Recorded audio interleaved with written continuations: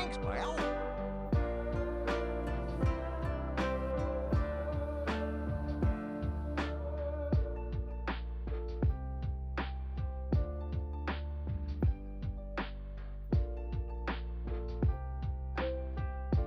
Nah.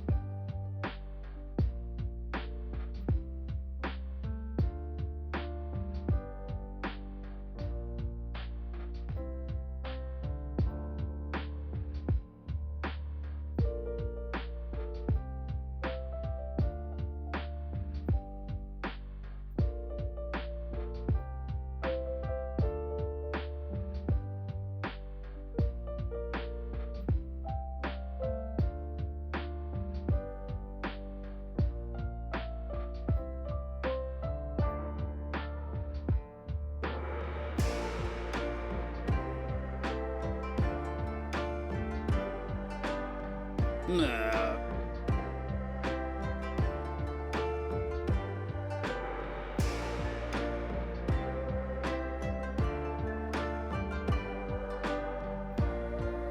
Thanks, pal.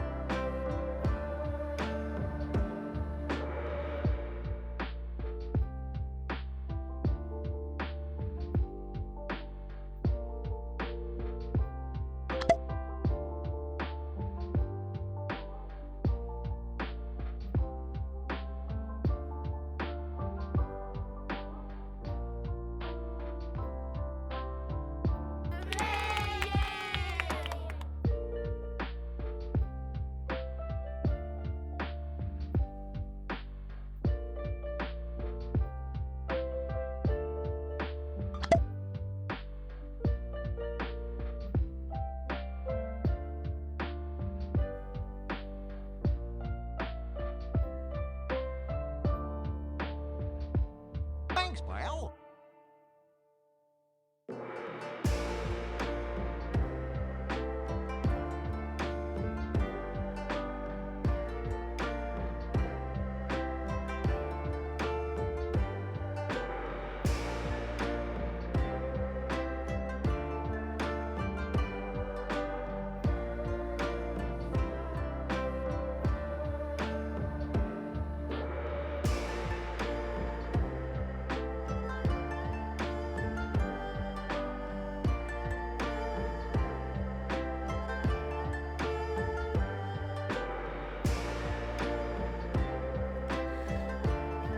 Y'all weren't hearing me earlier, were you?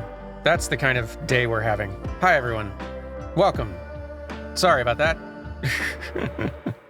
Oh, boy. All right, well, I'm here in Audible now. Fantastic. Welcome to the stream. Sorry for this not being Pokemon Crystal. I know that's normally what we'd be doing, and we will get back to it another day. I just have a thing to wrap up, and so I'm making sure that gets done today. How are you all doing?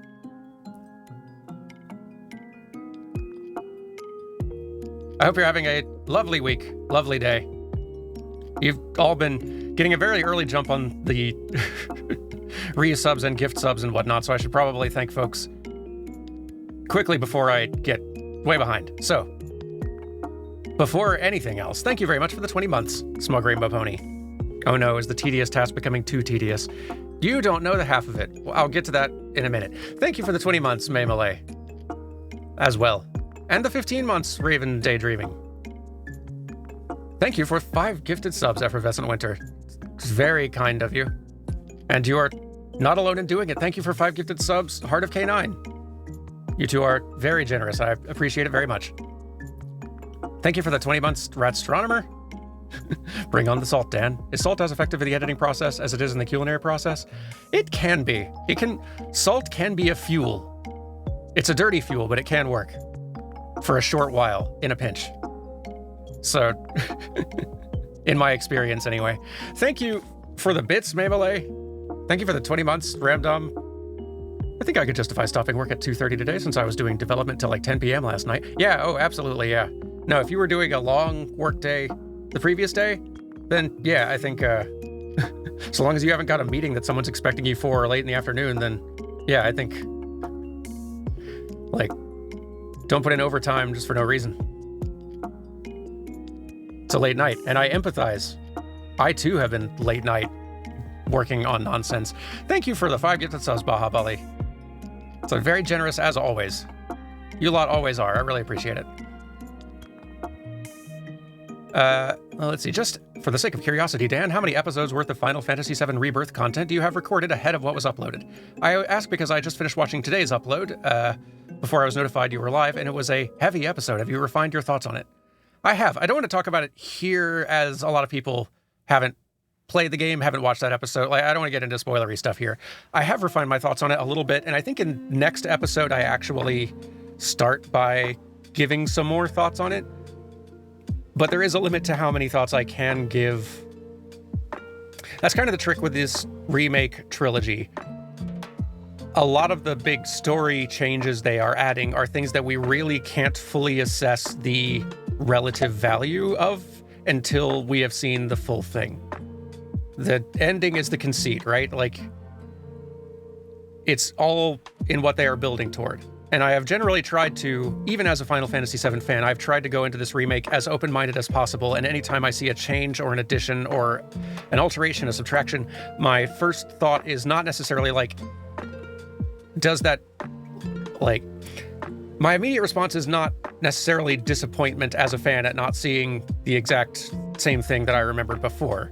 My first thought is, like, kind of assessing it in terms of story and narrative, like, what are they buying for themselves with this change? What is it that they are, what opportunities are they creating? Or what elements are they trying to, could they potentially be improving with this? And in many cases, I think that they are actually buying themselves a lot of good changes and adjustments with a lot of the big changes. But in terms of like the larger narrative of the remake and the sort of meta-narrative, well, not even meta-narrative, just the bigger narrative changes to the plot of 7 Remake, it's really hard to assess the, like, value of those changes until we get later in, until the last part of it's out. Anyway, let's see. Anything else I need to be sure to spot or reply to? Thank you for the 20 months, Tresmolo. There we go. Got there. All right, I am caught up. So, thank you all very much for joining and hanging out. Today I will be doing a little bit of more sprite editing stuff, sort of the same kind of thing y'all saw some of last week. Which is not what I was aiming to do today, but I am determined to get this part of the process done. I was hoping to have it done yesterday, but I've been going basically like pretty hard the last couple of days trying to wrap up all of the preliminary work for this next New Frame Plus episode. Basically all the work that has to happen before actually getting into Premiere and starting the video edit proper, which, like, weirdly, getting into Premiere and actually editing the video is maybe the last 25-30% of the process. A lot more work, especially for these, happens beforehand. And I wanted to get a lot more of that done. Getting the script locked, which that's pretty much done. Getting all the audio recorded, which is pretty much done, though I think I'll need to re-record some of it. My voice was getting pretty scuffed sounding toward the end, so might have to do retakes on some of that. But I've got a version of it at least working. I've got all of the footage processed and a lot of foot clip selection done. I have got a lot, well, also aims to have all of the sprite processing done and ready too.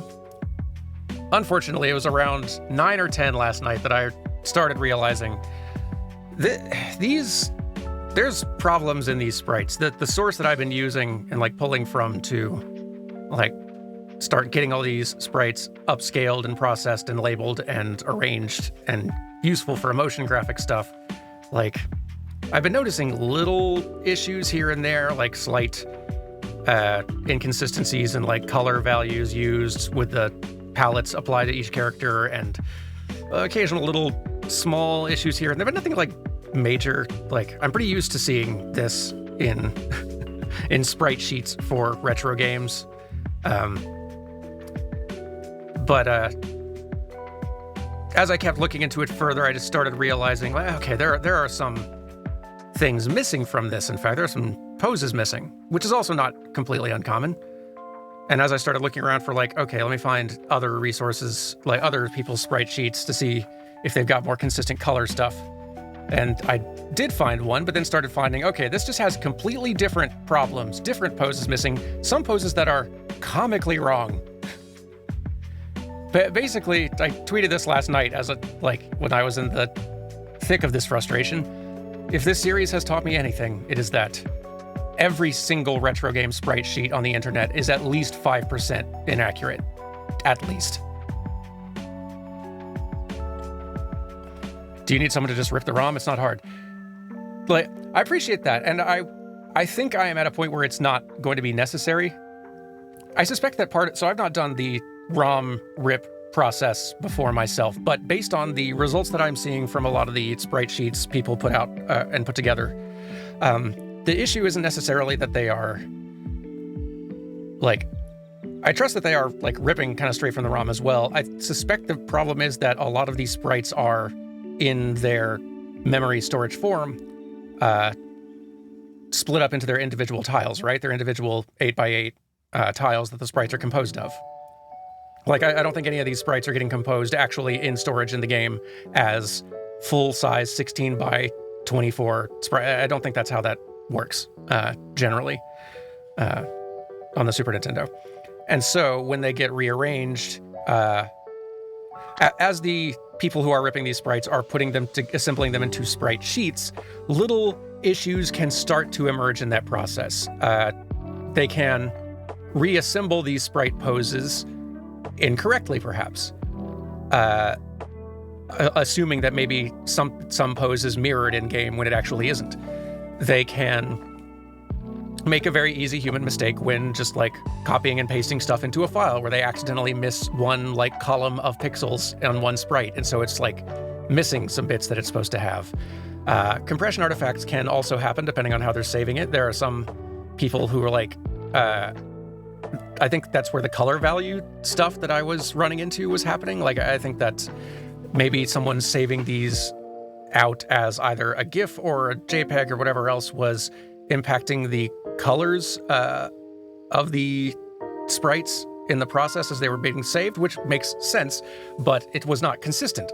And on a sprite sheet, it looks fine. You don't notice it, but if you are taking those sprites and then blowing, like, upscaling them considerably and actually, like, flipping between those poses to recreate the animation on screen at a large size, then the difference in color starts being more noticeable. Which that by itself, I was just going to let go. Like, I would notice that being a problem as I was doing this initial pass on all of them. But I figured, like, all right, if there's any of them that stand out bad enough, I can go and manually fix those by themselves. I don't need to go and redo this whole thing. But yeah, the further I went in, I just started noticing there's, not only are there missing poses here, but the resources I'm pulling these better color managed sprites from are also missing different poses. And again, some of these poses are just completely wrong. It has been quite a journey. So, not one of them is without sin, is what I'm saying. And I'm not going to go saying that, like, my compiled list here is going to be perfect either. For one, all the sources I'm, like, pulling from are imperfect, and also I don't have the I don't have the hubris to assume that I would also be perfect in, like, adapting and editing these things myself. But I'm hoping that it is more correct, so that when this is all done, I can, like, patrons of New Frame Plus, I can just send them this Photoshop file and just let them, like, here, you guys can have this. Enjoy. Can I recreate a missing pose by hand? Yes, and I can edit and fix all of these by hand. The color stuff I can, and I am. I'm doing, where I have to change something by hand, I can do it. It's just more time consuming, and it is more time consuming to do when spread out across hundreds and hundreds of sprites.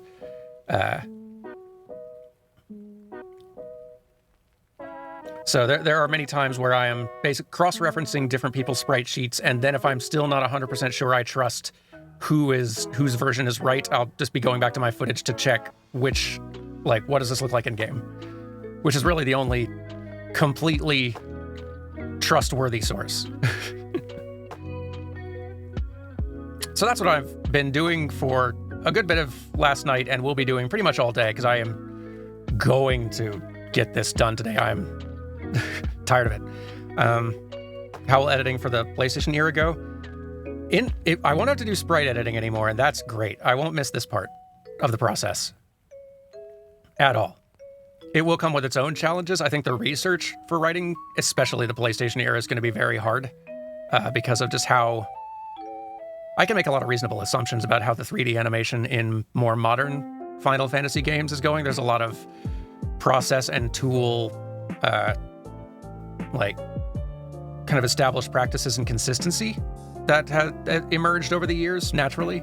But in the early days, the PS1, that is not the case, and you'd have to do all kinds of wacky stuff to make 3D games run well for particular platforms, and my knowledge of, like, PlayStation graphics is very minimal. So there's still definitely some things I'm going to have to be researching, asking some experts about. It would be rad if I could actually somehow get in touch with somebody who had worked on some of the animation on these games originally, like at Squaresoft way back in the day. I don't think that's very likely. I'll put feelers out and try, but I'm guessing that's not going to work out. I'll just have to go digging for as many resources and interviews as I can find. But, whew! So I'm definitely in tired, lightly salty mode now. My voice probably sounds a little bit more raggedy as well, just from recording a bunch of the narration yesterday. I don't know why the recording narration for New Frame Plus wears out my voice so much faster than streaming or PlayFrame, but boy, it does. I was rambling for a bit there. Thank you for the 20 months, Baha Bali. 4 more months for 2 years. That is, wow. Yeah, we are getting close, huh? And thank you for the 20 months as well, Moon Decay. That other 5% has now been replaced with pure PJ Salt. Because I got to use the proper voice. I think that is it. Will, I think that, hi, by the way. And also, hi, Emmons. Good to see you both. Yeah, I think it is because I am, rather than just conversationally talking, I am trying to get into proper narrator voice with more proper pronunciation, better projection, more care given to my cadence and emphasis, where I'm emphasizing words, and also because I'm not properly trained to do it, I think that I strain my voice a lot more in the effort of doing that, and I think that I someday, when I got a day gig going again, I need to pay for some vocal coach lessons to learn how to do that properly. That'd be money well spent, I think. So hang on. So I'm an emulator developer. Color on pre-HD consoles is weird. The analog world of CRTs was a close enough world, so color is always subtly different. In addition to display variants, you'll get regional variants, transmission variants, is SCART the real one? Or, which, I know what you mean by that. I wonder how many people in chat know what SCART is. Is Composite the real one? And revision variants. If you go through all the game's versions and catalog all variations, you have only done one game. Each game is uniquely weird, and I haven't even gotten into aspect ratio yet. God, aspect ratio. And pixel width. And, boy. I've fallen enough down this rabbit hole to know how much deeper it goes, and it's scary. And I know that rabbit hole goes just as deep and just as complex in early 3D graphics, and I am daunted.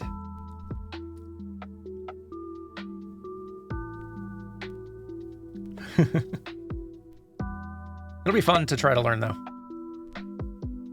Since you mentioned you're not formally trained to do voice work, how did you learn? Just years of doing it on the regular. And I've still not learned to do it well. My extra credits was basically a good teacher in that I needed to record a new 5 to 10 minute script every week, and then, like, once we started adding new shows, several a week. And that didn't really teach me anything about doing voices. It just taught me about, like, narrating and kind of narrating clearly and trying to get a nice sound to the voice and speak sentences so that there are interesting dynamics to how I am saying things, so that it doesn't sound super monotone and dry and lifeless, but also so that it, like, there are ways you can say specific sentences that help to make them feel more clear, that help your meaning to be more clear. Cadence can weirdly impact clarity of the idea you are communicating a little bit, I think. And I feel like that's a thing that I developed over years of just having to do it over and over.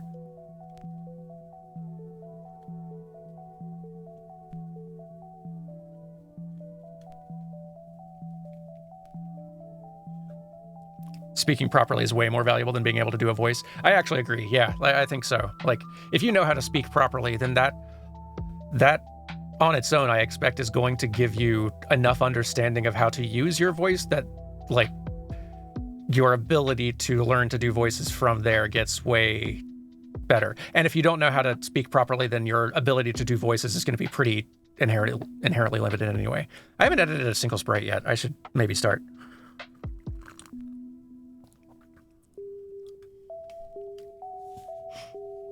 I understand the want for perfection. I mentioned many streams ago that I'm working on a Fire Emblem ROM hack based on Sacred Stones for the GBA, and getting the music I wrote for it to sound how I intend in Engine has been a struggle. I think I found a solution. I just need enough time off work to be able to test the solution. That sounds very intimidating, but, like, very cool. But yeah, that's managing to, like, perfectly recapture the essence of that retro feel without just straight up using the hardware is very difficult and an endless rabbit hole, but a fascinating one and worth doing. Do I do vocal warm-ups before narrating? I've sung in choir, and those warm-ups can make a difference. I sometimes do, and I need to do them more, and I need to develop, like, a better vocal warm-up regimen, because I don't always, and I should. So yeah, and that's a thing I definitely need to do more of. Anyway, let's see. Where did I leave off? Weirdly, I think I left off with Gao last week when I was doing my first pass, and halfway through Gao is kind of where I am in this pass now as well. So I have gone ahead and grabbed myself, like, or just created a little palette for all of Gao's colors here from the new, more color accurate, I think, resource I'm pulling from, to show you a little bit of a sense of what I was dealing with here. So here's, like, the first version of Gao's battle idol I pulled in. But I was noticing in pulling in various sprites from the original source that I was working with, I was noticing that there was a bit of variation in, like, brightness. And may not show it very well. I can't tell for sure, but let's get that aligned. I don't even know if on stream that is going to show up at all. But do you see a slight brightness change there in the colors? It is very slight.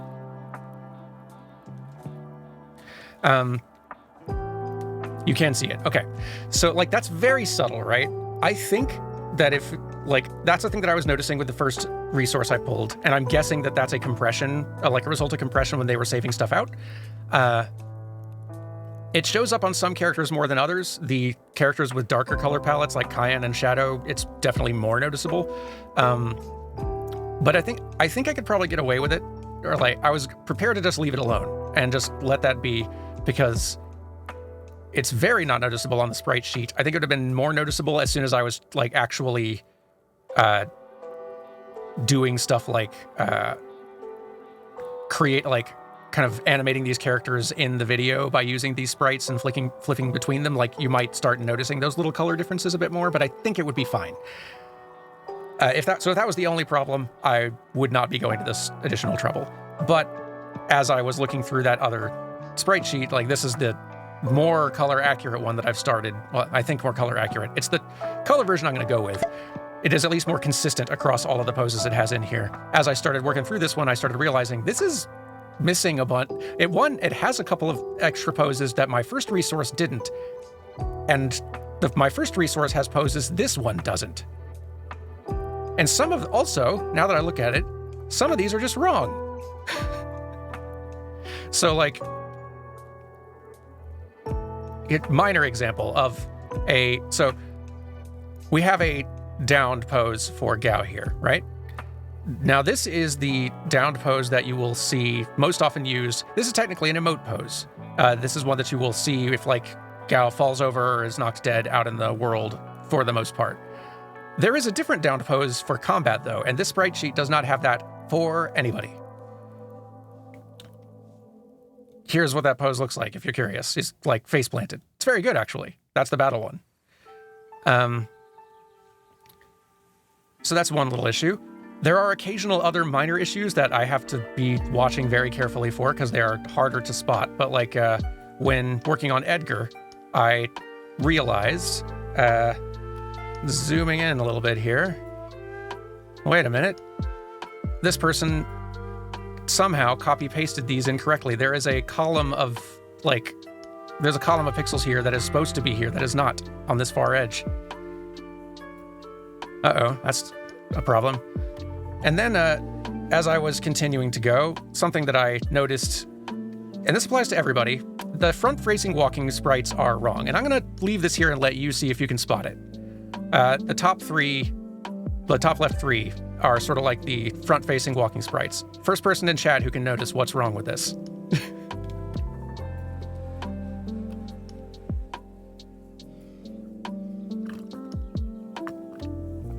I'll give you a minute. Two of the same step. Yep. So the right foot is forward for both steps. That is not correct. They've got and actually you can see it here exactly what went wrong. And I suspect that this is a case of the person ripping the tiles, not applying them in the sprite sheet correctly, because the top of this sprite, is it this one? Yes, the top of this sprite down to here is correct. That, you can see the top of where the hand is supposed to be in both cases. It is just these bottom two tiles that are supposed to be a different set that are pulling, just like doing this one again. And that is the case for every character on this sheet.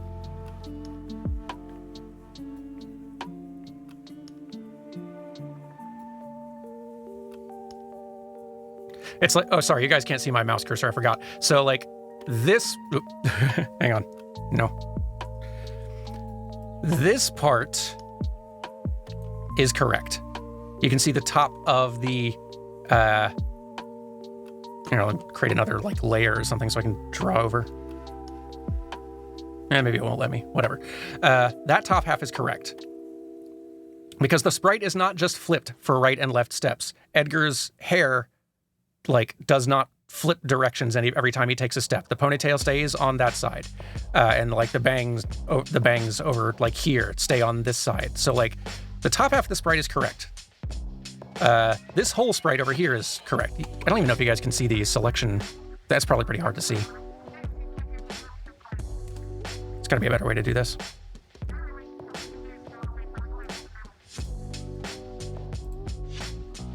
Yeah, whatever. Okay, you can see the selection marquee. Good. Sorry, it's not easier to see, but you get the idea. I guess I could use rulers, like here. Down to that line, both of these are right. But below that line, for these two walking sprites, this one here and this one here, they're using this pair of tiles again for the legs. Which is not correct, and that's the case for every character. And since it's a consistent thing, I'm guessing it is just an error in the way that they dumped out the contents of the ROM and didn't notice the error. Which, fair enough, easy. These are all easy mistakes to make. I am salty at the creators of these cheats right now, but not because it's a very human, easy error to make when you're processing hundreds of sprites, and little stuff like that's going to go through. It's just, as a perfectionist, it is frustrating. It is mildly annoying that I cannot offload my perfectionism onto someone else for this the way I was hoping to. How difficult will it be to fix?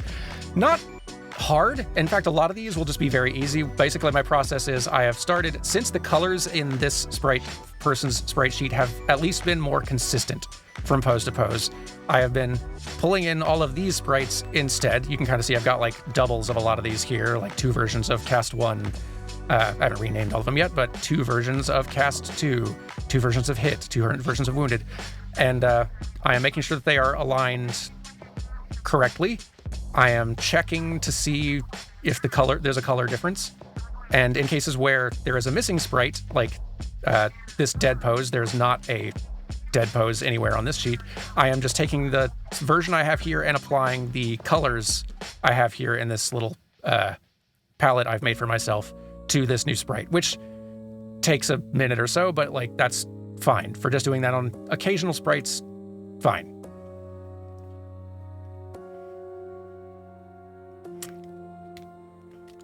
I have to give props on the attention to detail. I never would have noticed that. Like, to be fair, I don't think most people would or should. Like, this is not a problem for anyone but me.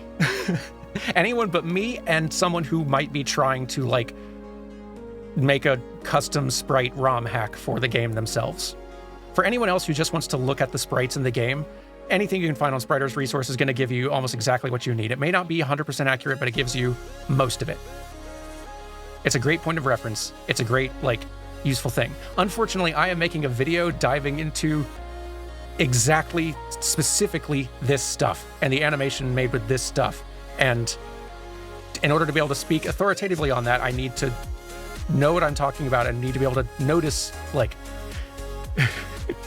I can't claim expertise if I can't be noticing these things. And in working to process these to use in a video, a lot of these little minor things slip past me at first.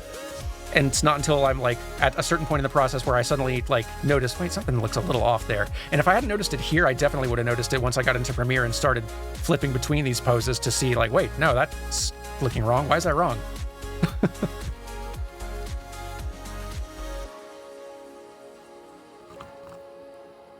So let's go through. I've already done kind of like the copying in part for this. And I think I might have, no, I haven't done this part yet. Let me finish doubling up on the file names here.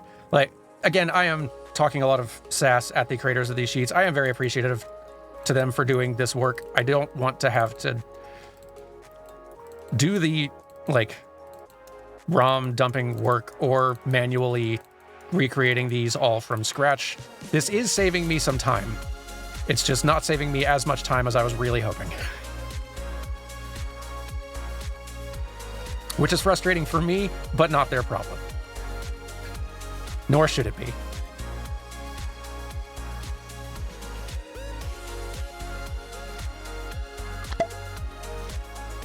And if anything, like, this just makes this a more useful resource for my New Frame Plus patrons who will just, again, get these files when the video's done. Like, they're all yours. Do what you want with them. Go nuts. Okay. If you want to, thank you, Emmons. You're, boy, I'm at like nearly 2 years on Twitch and I can't remember to do basic things. There's a link to our Patreon. Well, it's the Playframe Patreon, but here, I'll link to the New Frame Plus one. You can probably guess the URL. With some light detective work.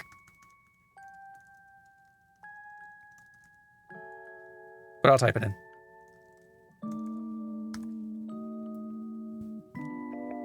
There you go. If you want to be a patron, I think even just for like $1, I think I set that as just all patrons. I have already put up the sprite sheets for Final Fantasies 1 through 3 with the Photoshop files, and I think the large scaled up PNGs of all of the sprites for those first 3 games.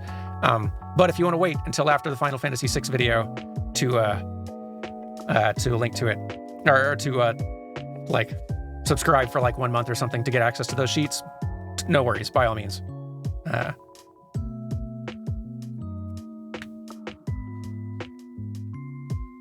So, let's see. Got all these renamed.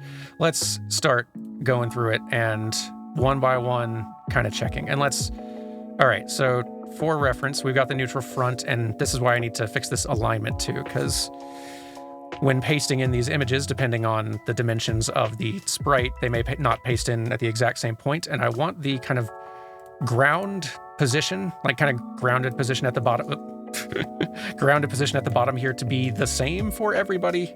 Let me get my border going, that kind of helps. To be the same for everybody, because that's going to help me a lot with alignment in Premiere when I'm bringing these in and trying to flip between them. So I'm not having to like manually correct to make sure that the sprites are aligned with each other. So this is saving future me work. But okay, these are lined up correctly, and there is clearly a small brightness change that happens. So let's just delete this old version. Good. Alignment, fix it. And yep. Basically, the reason I'm kind of like flipping between the two, I know that the colors on the top one are always going to be more accurate than the bottom one. Maybe in some cases, the bottom one is like, sometimes the colors are the same, which great. But I'm also wanting to check and make sure that there's not other errors that I haven't spotted yet. Like that's how I noticed the missing column on Edgar's cheering poses. Was like, wait, why is something missing there? That's not right. So, all right. So here's where we're gonna need to do some manual work here. So this walking front pose is wrong, and also, wait a minute, there's a color difference there too. What is going on there? What is going on here? Hang on. Okay. There's a completely different color thing going on here. And I think the top one is more accurate. I'm almost positive the top one's more accurate, but I'm going to check now. What is going on there? I've been noticing little things like this too, and... Is this how Sabin looked in the original? He looks so different in my brain. Oh no, this one's Gao. This one's Gao. Although Sabin and Gao actually do bear a striking resemblance now that you mention it. It's the hair. It's that little like sprout of hair kind of up on top. Although if you really want the the full experience here, there's Gao dressed up as Sabin for that one sprite where that happens near the end, like in Gao's little side quest in the World of Ruin. It's very cute. Anyway, let's see.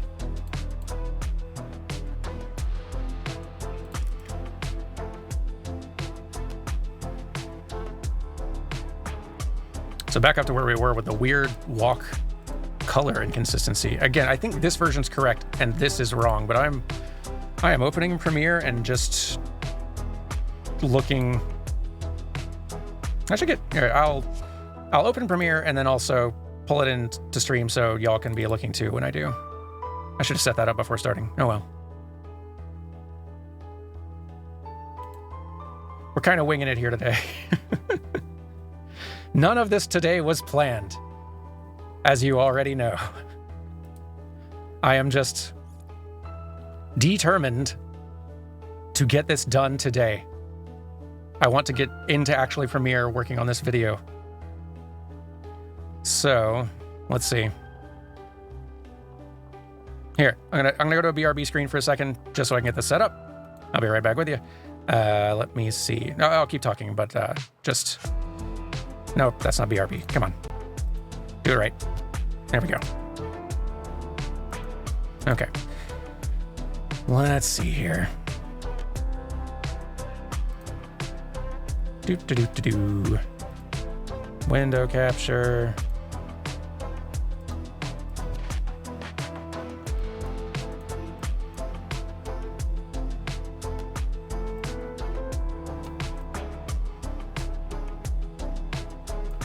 Don't need to show you guys the timeline. It'll be easier for y'all to see anything if it's just the video window. Let me get that aligned, and then we're in business.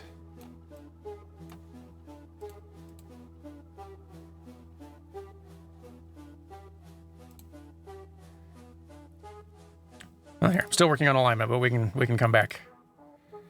Okay. Let me get this positioned kind of right, scaled kind of right.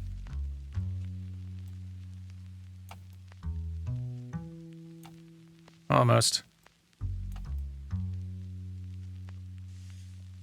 Good enough. Okay. Let's find Gao, everybody. Where are we gonna find Gao? Where would we be controlling Gao for? Where would we be controlling Gao and Gao being the party lead for any period of time? I guess during his side quests at the end. So let's find it.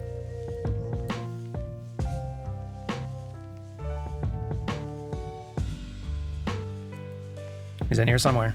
No, that's Strago. That's the realm finding side quests. Did I do Gao before then or after? Mog and Umaro? I had to have done Gao before that, surely. Actually, I guess these are the quests to, like, get the characters. I guess I did actual, like, side quests. Here, okay, we're almost there.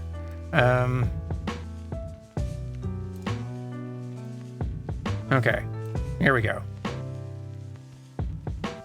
Zooming in here, it's probably going to throw them off screen for you guys, but a little bit. If I just zoom way in here. So, like, which of these is right?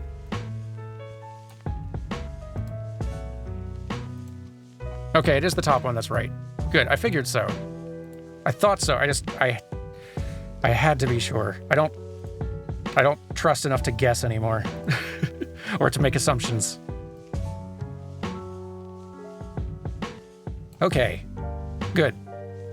Good. We're back. This is what I really wish I had 2 monitors over here, because juggling a lot of windows here. Sorry, I haven't seen chat in a few minutes. Apologies.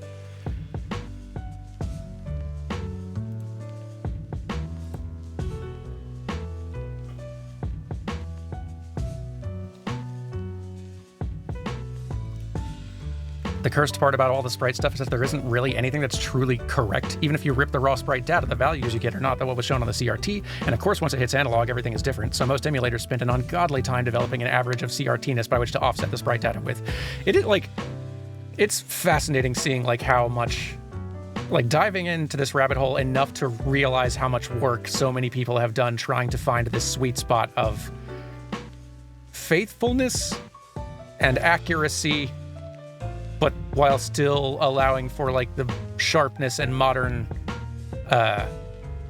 like, displaying all that on modern screens in a way that looks good too. Like, there's not a perfect solution to that either. It really comes down to, like, kind of preference at a certain point between, like, accuracy and modern, clean sharpness.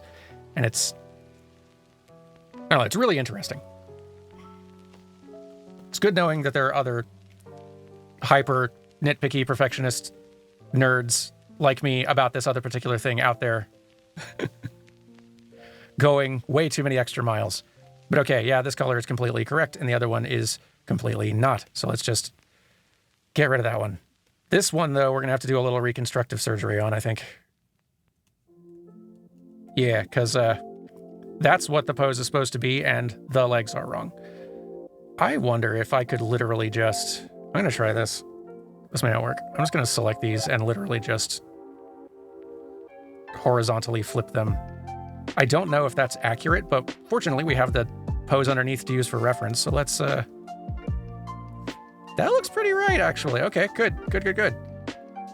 Now it's just, yeah, and this top version has the correct color and now also the correct pose. Hooray. I'm glad to know that I can do that. That's going to save me a little time having to hand adjust colors in the previous thing. Hooray. An easy solution, right? Okay. There's another one down. Huzzah. Side walking poses. Let's see. The colors are basically identical. It's weird which ones are correct and which ones aren't, but I'm still just going with the top one just for safety. Uh-oh. What's happening here? Oh, that's... Okay, never mind. looking at the wrong two ones in comparison. There, good. Okay. We are good. Back walking pose. Alignment's off, but that's fine. Wait. Uh-oh. Hang on.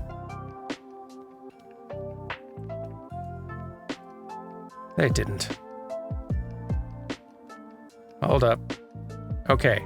This is correct. What is going on with this other one? They're flipping the hair. Why did they flip the hair? Did they... Hang on. This is... Last night, basically from 9 until 1, was basically a nonstop stretch of just this on loop. Just me like, wait, what's happening? Why? Oh my goodness. Why? That... Just imagine that on loop for a few hours, and that was me yesterday. And still today, I guess. So they're flipping... Something's definitely off here with this pose of theirs. But why, though? They're flipping the hair. And that's not what happens in... They just flipped the sprite in this case, I think, completely. Which is not what happens for every other character in 6, but let's check Premiere. Because I'm not fully trusting of anything anymore with these sprite sheets. Okay. No, the hair stays where it is. They're wrong. Let's check it a little more. Yeah, hair stays where it is. The ponytail does move, and that's good. That's how it's supposed to work. Good, but whew, boy oh boy.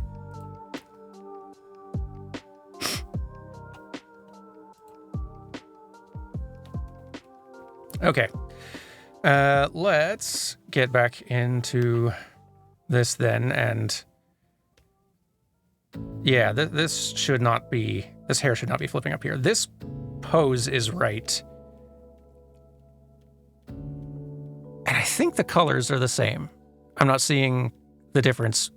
Yeah, I think the colors are the same, so I'm actually sticking with the previous version on this one. Because that's better. That's what it's supposed to look like. Yay, good. Okay, we did it. There's all the locomotion ones for Gao. Battle sprites. Yeah, we're getting the color difference there. Stick with the top one. Get these aligned. Yep, slight color difference. Left attack. I figured out finally. So last stream I was not 100% sure, like, wait, the previous sprite sheet person that I was pulling from was calling like one of these like shock and the other one steel, and I was not sure, like, what are you talking about? Steel, only lock has a steel move, and shock is not a, what are you talking about? I think these are just left and right attack poses. I think they get used for other things too, like other special abilities and stuff like that, but I think they're just like left and right weapon attack.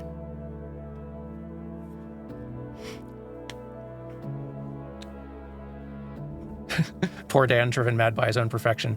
Yeah, no, like, perfectionism's rough, but what this is, though, and this is where perfectionism gets real lethal, is perfectionism combined with sunk cost that's what'll really get you.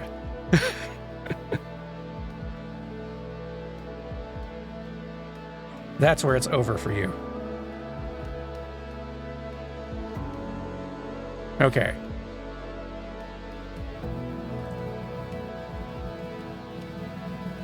Pose is correct, colors are better.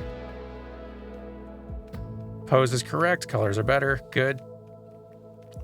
Aligned. Pose is correct, colors are better. Awesome. Aligned. Pose is correct, colors are better. Great. Okay. This one we're just going to need to do some manual work on because, again, we don't have a better color version from that sprite sheet. So instead, can I zoom it? Okay, it's maybe a little much. This is fine. I am just going to brute force just be, okay, let's just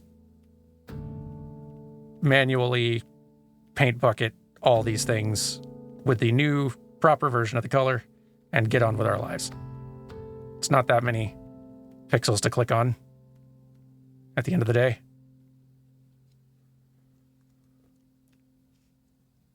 Let's see, let's get the white ones fixed, the darker hair color. Do.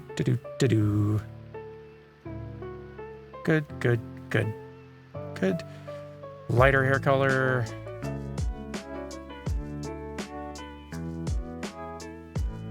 Do. Darker skin color.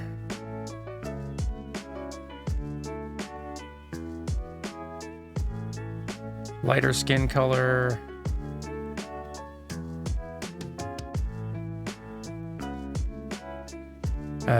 Green of the pants. Red of the anklets, I guess.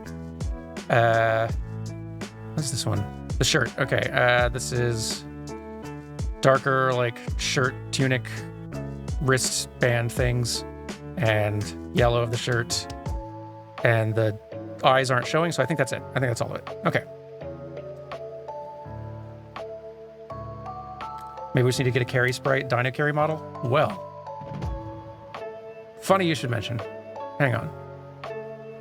Another thing, like maybe this could be a fun future stream too, because I have to actually finish actually like animating it, but let me pull it up real fast.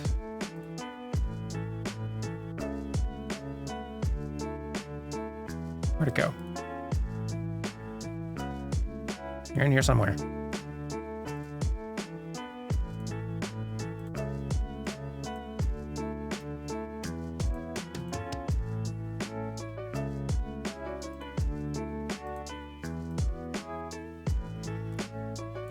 Here we go. So we've got a little Dino Carry sprite. But so I've got that far, and that was fun to do. I could probably refine it further. I think that like the original Dino Dance does have some light, like shading on it. It's not exactly a pixel sprite, and I have done similar cheats here. I got some like half pixel little dots and bits just because it helped a bit.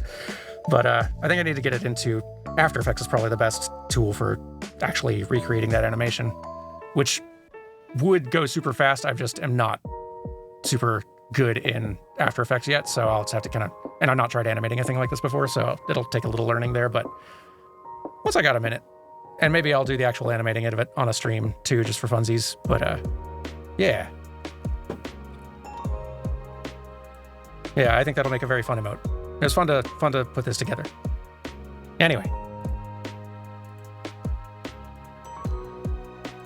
All right, that's recolored and good. That's the battle sprites. Now for the emotes. Let's see. Winking pose, get it aligned. And better. Let's see, move this out of the way. Okay.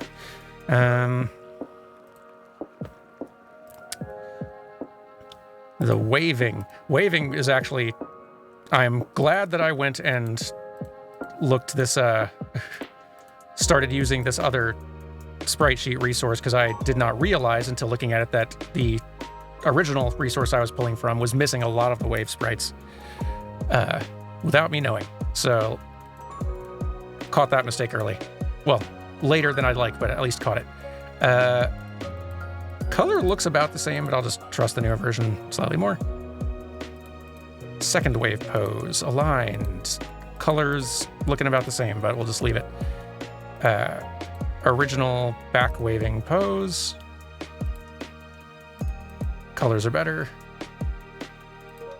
And then this other frame of the wave, which I didn't have before, but now I do. Good. Shock, get it aligned, and better colors. Sad front pose, better. Sad sideways, better. Sad backwards, much better. Laughing. Oops, got the wrong poses kind of paired together here, but laughing. Colors look similar, but just in case. Other laughing, or the other frame of laughing, rather. Yep, good. Sideways glance. Better colors. Finger wag. Better colors. Other frame of finger wag. Yep. Downed. Better. Hey, thanks for the 13 months, Ophis. Woot woot, a chill stream to get me through the workday. I'm happy to help. You know, I bet there's a few other people who have done things that I didn't thank them for. There are. Several. For like the last half hour, I've not been paying enough attention. Thank you for the 20 months, Malcroft. I think you already left, but I hope work goes okay, and thank you very much. Thank you for the 20 months, Valbatross. This is a risky stream for me to watch. If I get too technical, I'll do another deep dive on a complex topic, and I have things to get done. Boy, I understand completely. I really do. Apologies. Thank you for the 6 months, Dramatic Gaming. Hooray for design process discrepancies. I know. Let's see here. Thank you for the 20 months, Barity Engineer. I had no idea it had been this long. Oh boy, 20 months, right? Thank you for the 20 months, Shutaro. 20 months, almost a year. Thank you for the 19 months, Pistol Whip. 20 months, Zephalios. 9 months, Jaina. And of course, Ophis, the 13 months I just called out. Thank you very much. You're all too kind. I appreciate having your company here for a little while while I do this. I will not do all the rest of this work on stream, as it's like being distracted by streaming makes me much slower at doing it, and I do want to make sure I get this done today, but I figured I should stream something if I'm not going to be doing Pokemon Crystal today. Might as well stream a little bit of this and have a audience to vent to for a bit, I guess. Which has helped. Sometimes you just got to let other people, to have an audience to hear what is annoying. And that's it. That's all you needed. All right, the rest of these I think I'm just gonna have to manually fix because I don't think these other sprites are in. No, they're not. The other sprites are not in my new resource. So not that I expect to need the mounted poses. Just in case, I'm gonna go ahead and tidy them up, just since they're here. Easier now than later. Let's just manually check colors on this.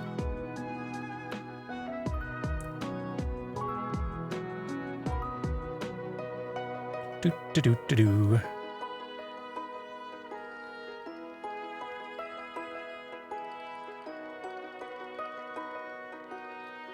Can I change it to where I can show my cursor on here? That'd probably make life a little easier for y'all, if I could.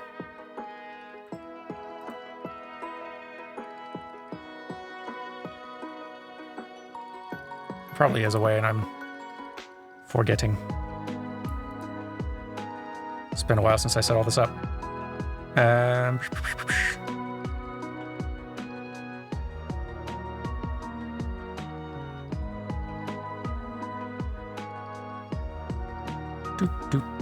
Do.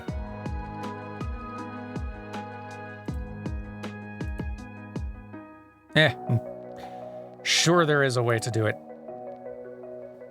I'm not gonna go digging for it in OBS right now while live. Bad TV. Usually an option of the source. That's what I thought. Yeah, I was kind of like looking in there and not seeing it currently. But let's see. Do. Yeah, I'll figure it out later.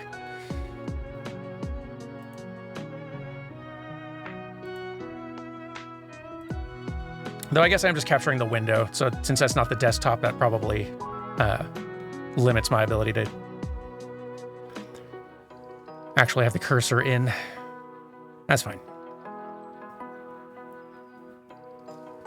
All right, let's see. Just a few white pixels to fix. Let's go ahead and get the eye pupil. Okay, darker hair.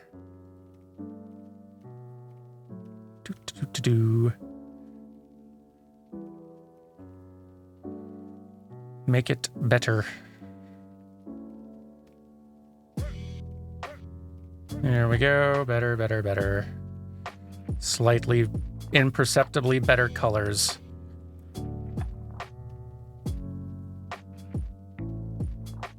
But perceptibly in the video.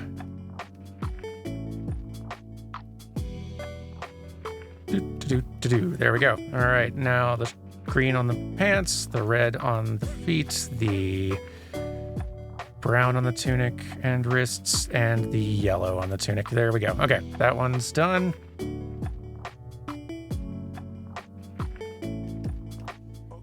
Now this other frame of it, which, yeah, that's aligned. Definitely, you can see the slight difference in colors now, though. This is what I'm saying. Like when I'm changing the colors pixel by pixel, it's imperceptible even to me. But then as soon as you flip between two of the sprites, suddenly, whoop, yep, no, that one of these is darker, one is brighter.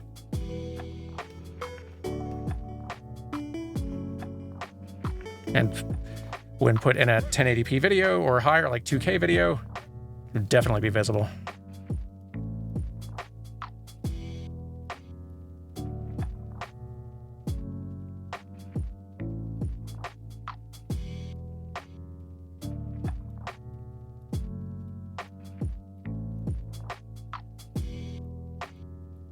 There we go. Okay. I think that's all of them.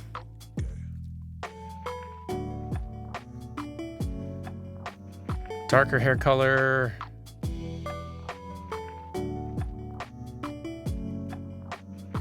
There we go. Lighter hair color. This definitely goes faster on some characters than others. Gao's got all these, like, kind of isolated little individual pixels, like in the hair and everything. So even with a paint bucket, you still gotta do a lot of clicking. Not tons, but more than some characters. There we go. That's the skin fixed, shorts fixed. Red of the shoes, let's say. Brown on the cloak and yellow on the cloak. There we go. Okay. Now colors are fixed. Great. Good. This is an interesting case. All right, let's... Some of these are Gao's colors. Some of these are... Is this just Sabin's color palette? Yeah, his hair color is different here. I wonder. Hang on. Well,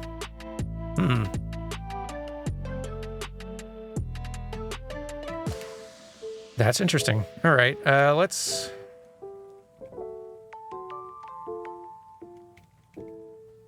Given these are you know what? Given these are isolated and I'm not going to be flipping between these sprites and any others, I'm probably not even going to be using these sprites. I'm just leaving their colors as they are. Slight color incorrectness will not be noticeable on these. And if I do decide to fix these, it'll be a lot easier later once I've got the palette put together for Locke and Sabin, which is, I suspect, what we're borrowing some colors from. Okay, I think that's Gao. I think that's Gao done. Good, all right. Who's next? Go!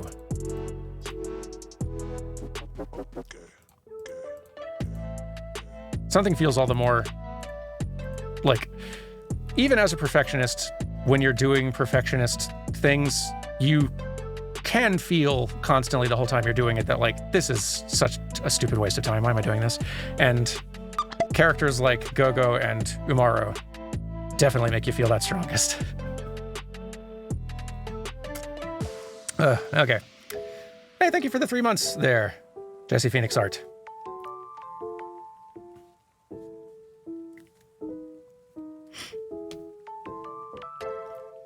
Pick your battles. Proud of you. Thank you. I try, like...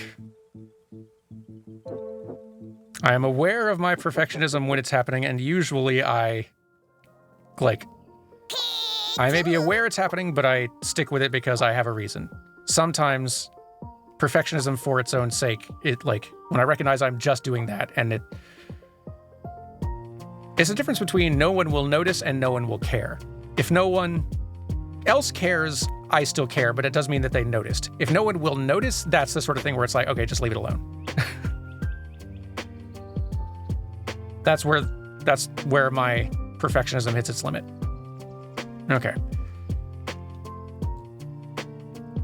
Walking front poses. Incorrect ones, but we'll fix it. There's one. Let's just get all these in first. Neutral forward. And then the other incorrect forward step, but we'll fix it. Walk backwards, pose 1. And pose 2. No, wait, that other one was neutral back. This is pose 2. This one's neutral back. There we go.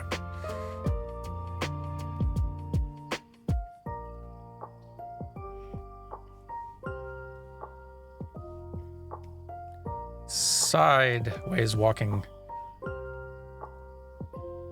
I'm glad they got these, like, pretty consistently right, at least. Neutral side. Other walking pose to the side, and I think that's all of the... Yeah, that's all the locomotion. Okay. Let's paste... Oh, here. There. Let's paste battle ones in. I think we got wounded here. We got ready pose. Hit react. It helps that I have been through all these once before, so I now also can, at a glance, recognize what every one of these poses is 99% of the time. Right attack. Left attack. Or something similar. Cheering from the side.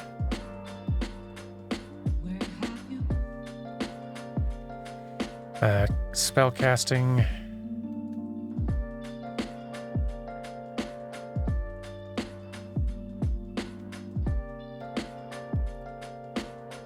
Downed.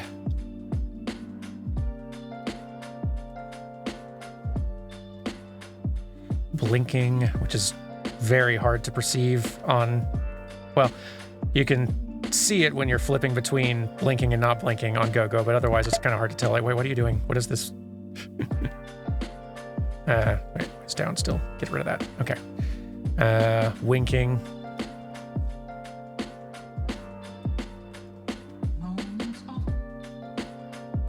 Blinking to the side. Where is it? There you are. Thanks for the 20 months, Fearless Sun.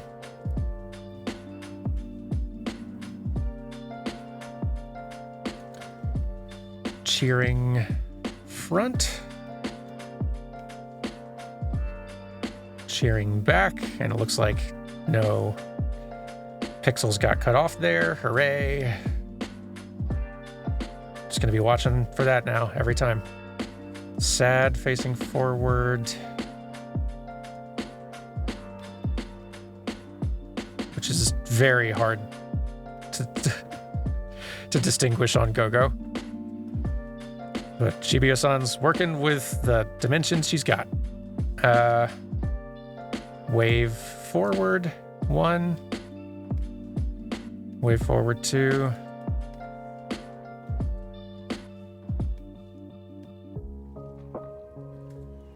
Wave backward 1 and 2.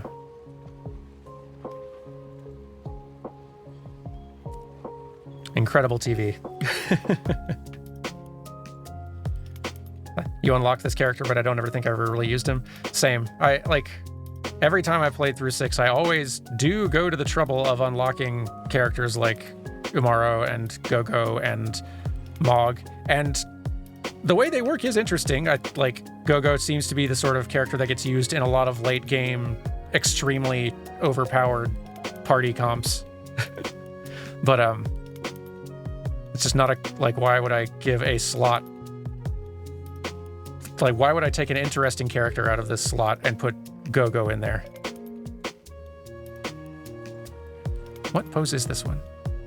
This is laughing. Okay, this is laughing. Real hard to tell on Gogo sometimes, outside of context.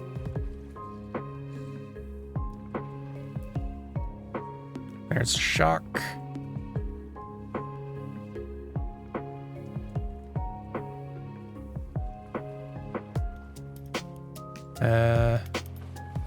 Wait. This is sad. What was that other one?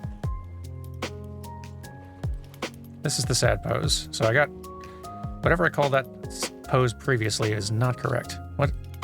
The other one was angry. Okay. It's... without really a face, it's awful hard to tell.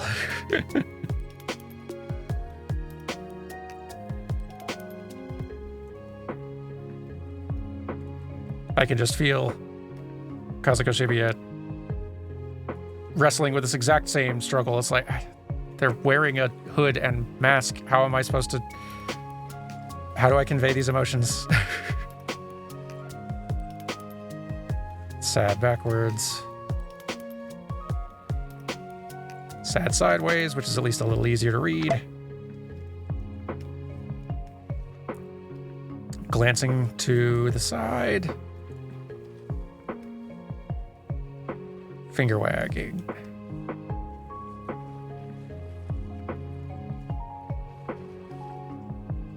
Okay. That's all the poses brought in. Let me go ahead and rename these for my own sake.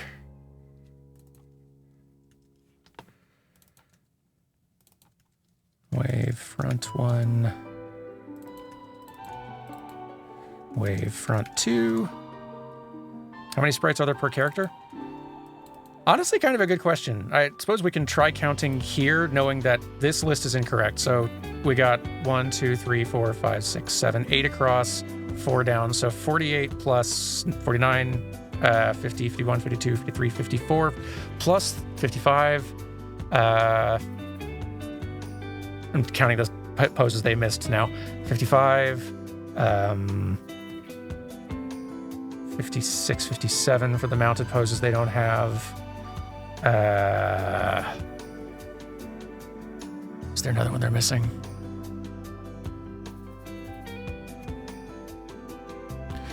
There are... so I think they all have like at least 56 or so. But some of them have way more when it comes to like what unique combat sprites they have. Like, I guess with like Edgar, you could argue that basically all of his tools basically use this pose here that I've kind of got selected, but they have like different art for whatever the tool is kind of around him. Sabin has a unique pose for like sort of the jump kick, which is not shown here in this list, but that does exist. And a lot of his other blitzes use other pre-existing poses. Terra has an entire other form, which is represented here, thank goodness. Terra also has a unique emote pose that nobody else has for reading a thing, and I don't know if that's here in this list.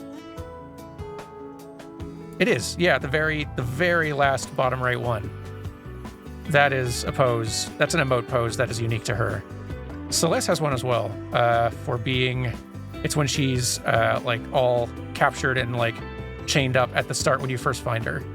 I don't think it's on this sheet though. But that's a unique one as well. Gal has the 2 unique sprites for being in other characters' costumes. What else? Does anyone else have a unique one? That might be all of the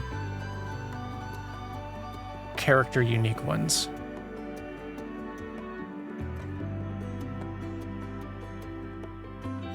Yeah, I think that might be it.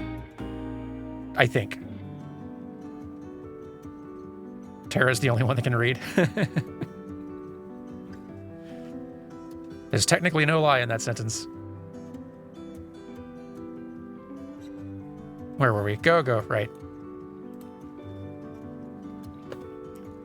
Who could forget Go? The real main character of Final Fantasy VI.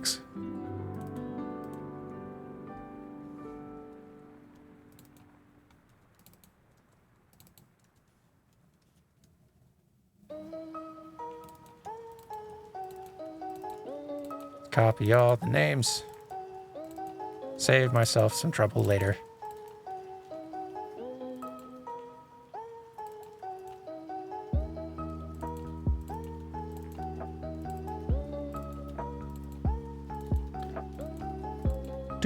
Do.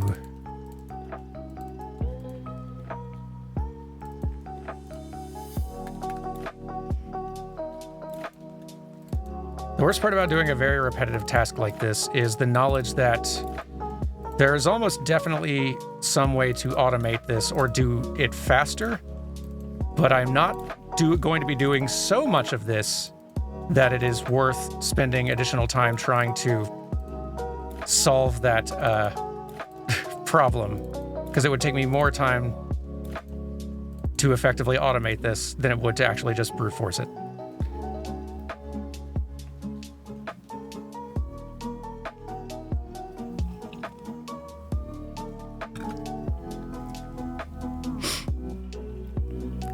Now let's go ahead and get a palette put together for this one. Let's just start with this here.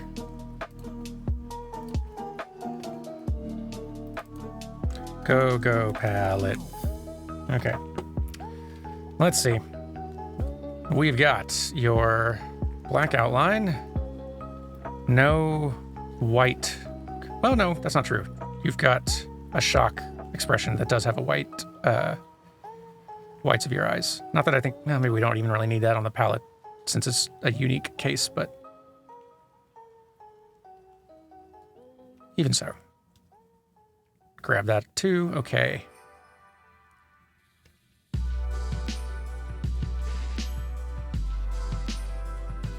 And then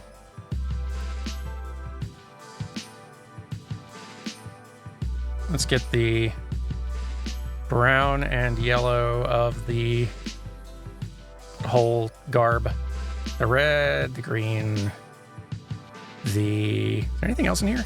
Yeah, the skin colors. Okay, so darker skin tone, lighter skin tone, pupil of the eye. That might be it. Smaller palette for Go. Yeah, okay, all right, cool. Thanks for those stretch and hydrate reminders a while ago. That's a good idea. Just turn a fan on in here too. It's getting a little warm. Right back in just a second.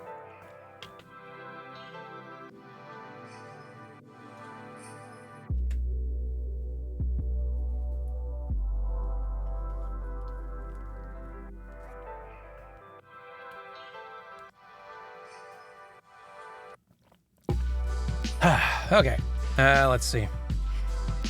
Also, yeah, what have y'all been up to over here? King of Doma, thank you for the 20 months. Jesse, Phoenix Art, thank you for the 3 months. I'm glad you're able to catch a stream as well.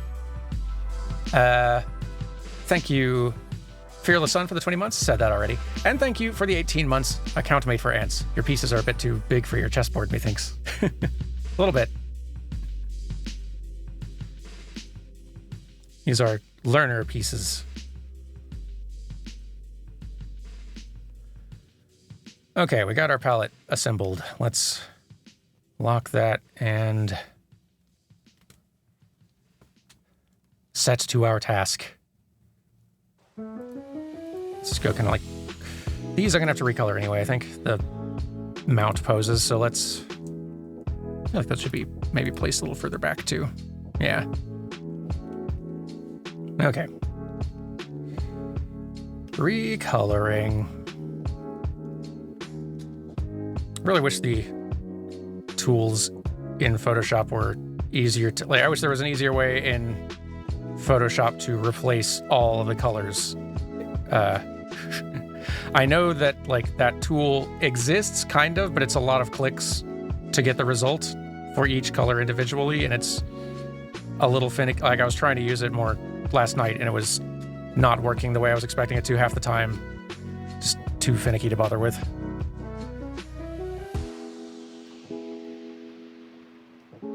That's the sort of thing that makes me, looking back, it would have been smarter probably to do all of this in sprite, since there's better palette management stuff in there. I guess it probably would have had its own downsides, but at this point I've already been doing all these in Photoshop for years now, so just gonna stick with what I've got. We're in the home stretch anyway. It's the last of these games in the series. Let's see, I think that's all of them. I think I got the greens and reds, but just to be sure.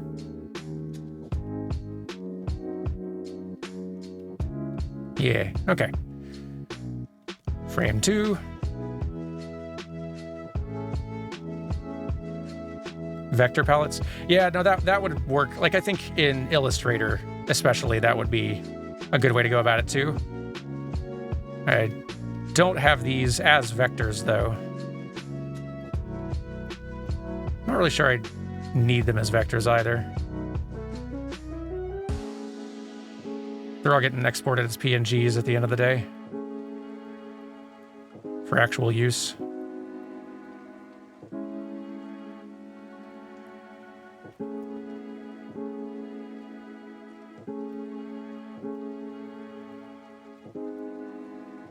There's all the... Whoop, missed all the browns and the... Whoop. Oh, we're being raided. Me art. Good name. Thank you and welcome. Welcome, everyone, to this stream. It's a weird stream, but welcome. Hello. What were y'all up to before? While you're saying, I'll introduce myself. Hi, I'm Dan, for those of you who don't know. I'm an animator, a 3D animator in games generally. I also have a YouTube series called New Frame Plus, where I talk about video game animation. I'm working on a video about the animation in Final Fantasy VI right now, which is why I'm doing a lot of sprite stuff here. Very tedious sprite stuff that I really hoped to have done a while ago. So I'm just committing myself to getting a bunch of this done today. Not all of it on stream either. I was supposed to be playing something different today, but there's still more of this to do, so here we are. But welcome. Thrilled to have you here. I'm learning a lot about sprites and sprite sheets and the accuracy of sprite sheets on the internet.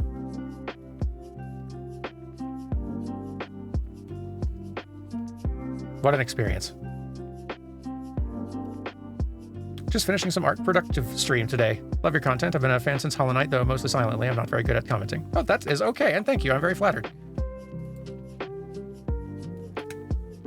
If anyone wants to go and see some of this art, let me successfully do basic Twitch functionality real quick.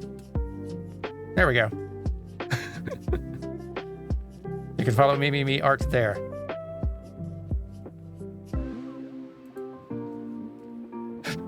This is Dan. He's a perfectionist. He is aware of his problem. Just enjoys complaining. Yeah, no, that's also a very accurate introduction. I cannot argue.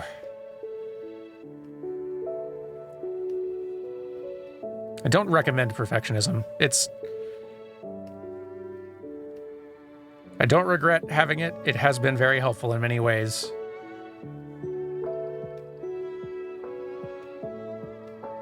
But I am here to tell you that, contrary to popular belief, it actually does have a downside. A lot of the older stuff submitted to sites like Spriter's Resource in the 2000s and whatnot were done by just screenshotting the emulator while running the game, and people didn't have much of an idea of whether the graphics were accurate or not. That's kind of what I assumed, and honestly, that's how I would do it too, not having the ROM hacking experience to actually know how to properly like dump like a ROM and get all of the tiles that way. I'm sure I could figure it out, but I would almost like trust my ability to like get it done right by recreating them myself. Which is probably a much worse way to go about it, honestly. But yeah, it doesn't surprise me that that's how folks did it back in the day. Like 20 years ago, when the tools for messing around with ROMs were way less abundant and refined. Like, they've been refined for decades at this point. Okay, colors in this newer one are better. Front wave pose. Colors are about the same, but I trust this version more. Colors in the second front wave pose also look about the same. Again, just gonna trust the newer one.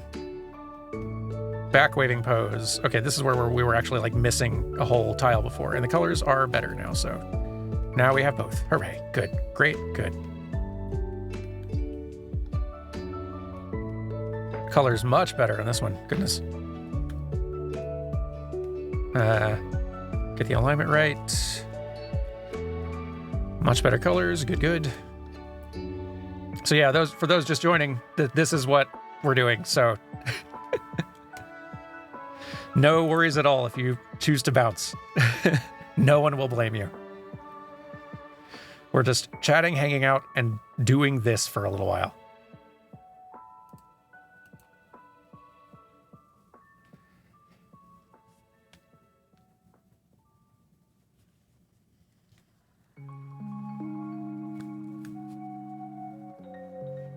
Is this for a Final Fantasy video? Yes, it is. It is for the Final Fantasy VI animation video, which is coming well along. I've almost done everything needed to finally be able to get into Premiere and start actually putting it together.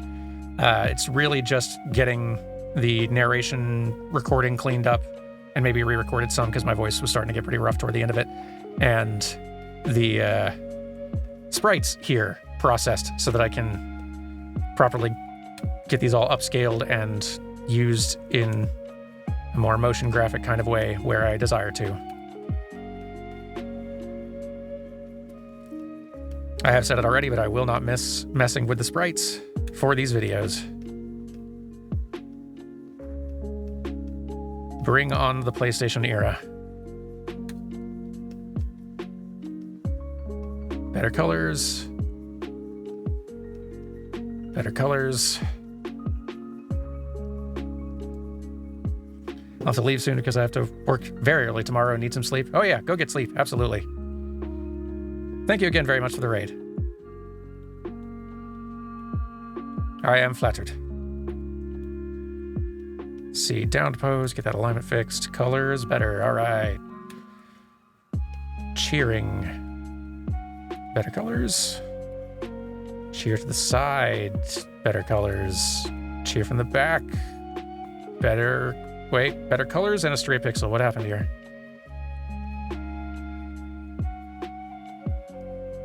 I think that's just a stray pixel. I don't think that's supposed to be there. I don't know what that is. Shouldn't be there, though. But the newer colors are better anyway, so gone.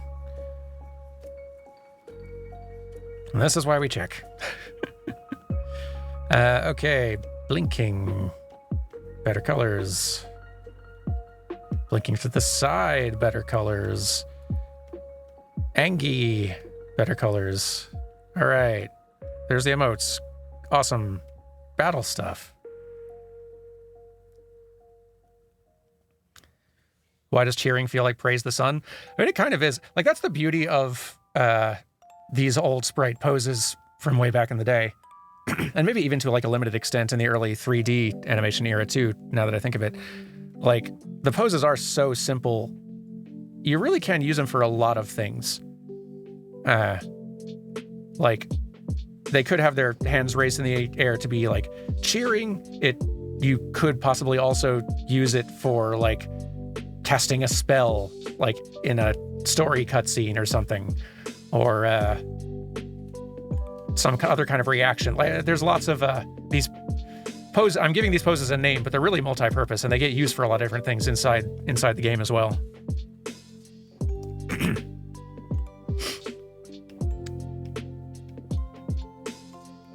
Battle idle, better colors, ready. Much better. Attack right. Yep, better. Attack left.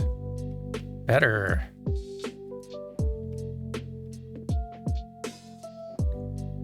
Spell casting. I think I got these mismatched. Yeah. Colors look about the same there, but either or. Wait a minute.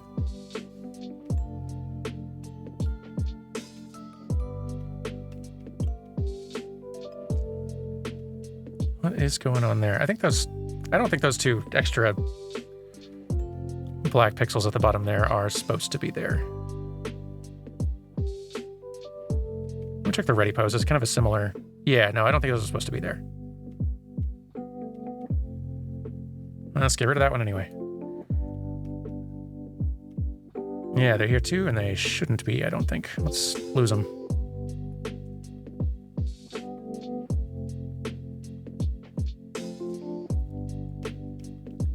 Hit react, slightly better colors, very good. Wounded pose, better colors, and now let's manually fix this one. Riveting.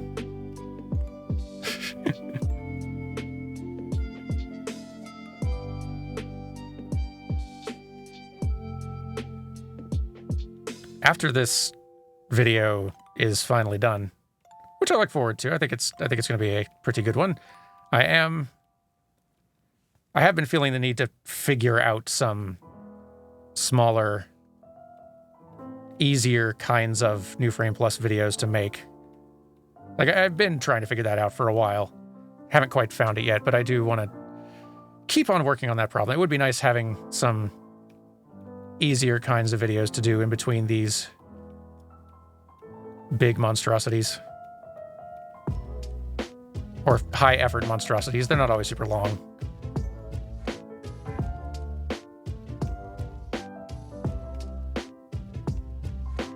Just haven't quite found the right kind of thing to do that doesn't require either a lot of additional work or like a lot of research to develop expertise into thing before I try to speak with any kind of authority on it. And, like, obviously, it should be a video that is also interesting to watch. That is also an important factor to consider. All right, just locomotion sprites left. Better colors on the new... Oh, I didn't rename these. Silly me.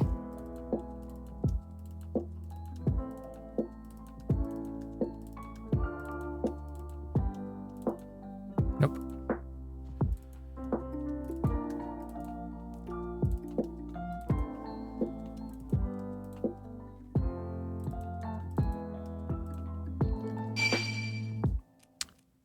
Oh, I've been rated again. Hello, Grizzhoot. Hello and welcome. Hope you're having a fine day.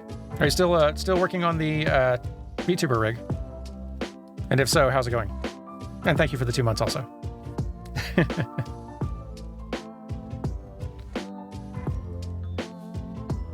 But welcome.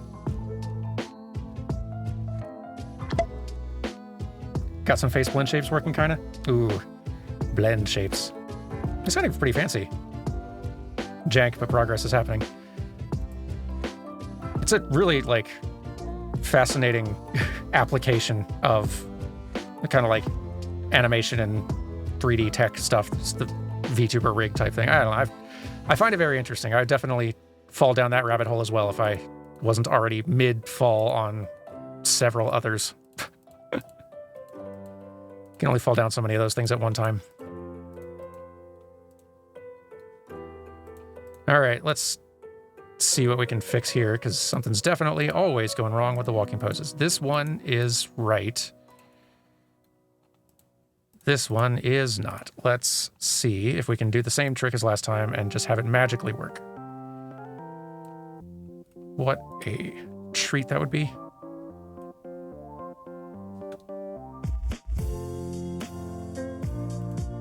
Yay, it works. Ah, thank goodness. Okay. Front-facing walk is working.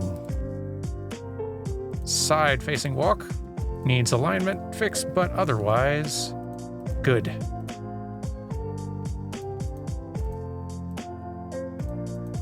Good.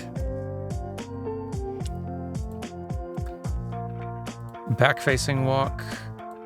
Colors honestly look about the same on these two, which is good. And wait a minute. Something went haywire there. Did their rear-facing sprites also? Yeah, no, they did the exact same error with the rear-facing sprites. I think. Wait, no, there is something slightly... This is a weird, unique new one. So we got rear-facing sprite number 1 for the walk, and 2. I feel like the cloak should sway in opposite directions, but there is a difference. You can see like the hand or whatever on the...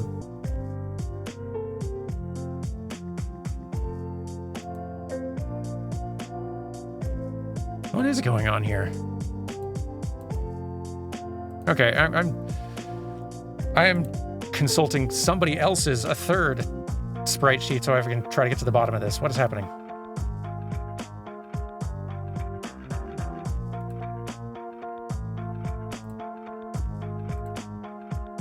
It's not like we have any guarantee this third one's correct either, but... Okay, let's see. And this is the same thing here. Interesting. So it might mean that...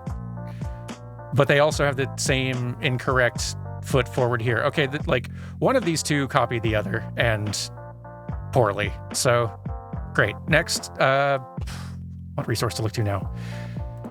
Okay. Not helpful. Hey, thanks for the 3 months, King Jimma. Chill vibes for Chores Day. Good luck with the sprites. Thank you. Happy to be of a little help here.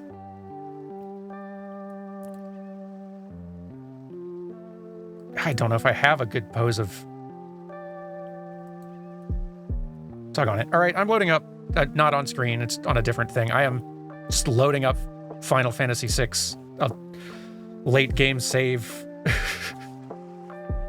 To see if I can... It's gonna be a pain in the butt. I think I'm gonna be in World of... Like, up on Kefka Island and have to run out to an exit or something. Because why would I have Go-Go in the party? I'm gonna have to check this one later. Just in-game and see what on earth is going on there.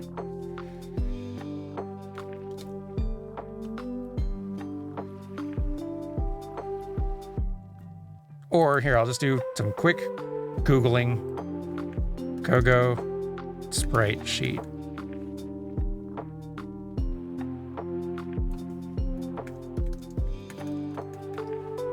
Is there a fourth source we could look to? That might, maybe,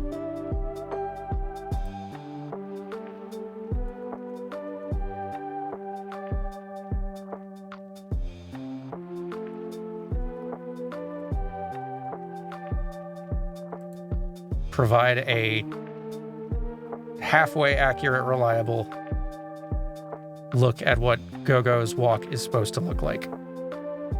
Because I don't trust these. They look incorrect.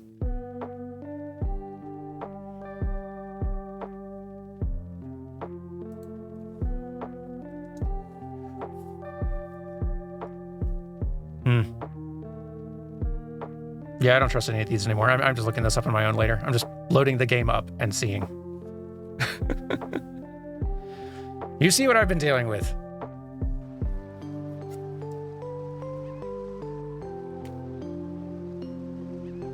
Oh well. At least it's just Go-Go. Okay. I will do one more character on this stream before going offline just to finish the rest of it and brute force it and get this done today. That was a boring character, though. Y'all, which character should we do? I have done Celeste, Cayenne, Edgar, Gao, and Gogo. All the rest are fair game.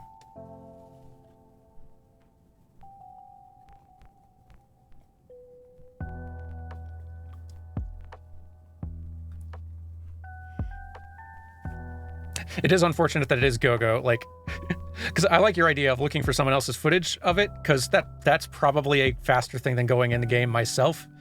But it's Gogo. Who on earth is going to have Gogo as the leader of their party running around in the worldview? Why would you? Let's see. I'm seeing a couple votes for Shadow, a couple votes for Setzer. So just to, here, I'll create a poll. I don't know how many options they allow me to put in a poll. This will be a great way to test. New poll. I think they're maybe only giving me like 5 options, but here, y'all have made some suggestions there. I will run with some of the 5 options y'all have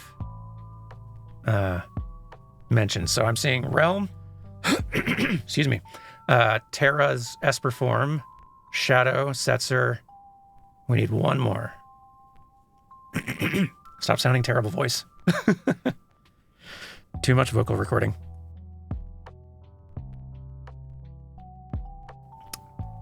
One more suggestion. Lock. There we go. All right, we got 5.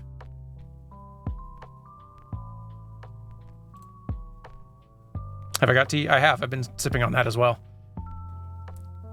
It's better now. There was just a little something caught in the chest that was making a gross rasp noise. Okay. Which character to do next? And we've got Terra, Esperform, Setzer, Shadow, Realm, and Lock. And we'll leave that going for 3 minutes. Begin poll. Cast your votes. Gotta leave soon for physical therapy. Good luck with perfectionism. Thank you. Good luck with physical therapy.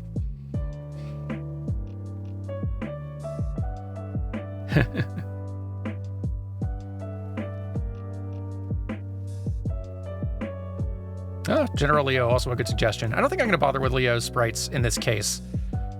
Just since I'm not sure how much... I don't know for sure yet how much I'm going to be using these sprites in the video itself. Like, I know not all of them are going to be getting used, and I may not be using them... Well, I know I'll be using them some, so I want to have them. But it's not going to be quite like Final Fantasy V or the earlier ones where, like, I'm really getting into the weeds of what all the poses are for all the characters and all that quite so much. So, like, I probably am already doing a lot more poses for more characters than I'm going to need. So side characters, like, I think Kefka's the only non-player character that I'm including in the list.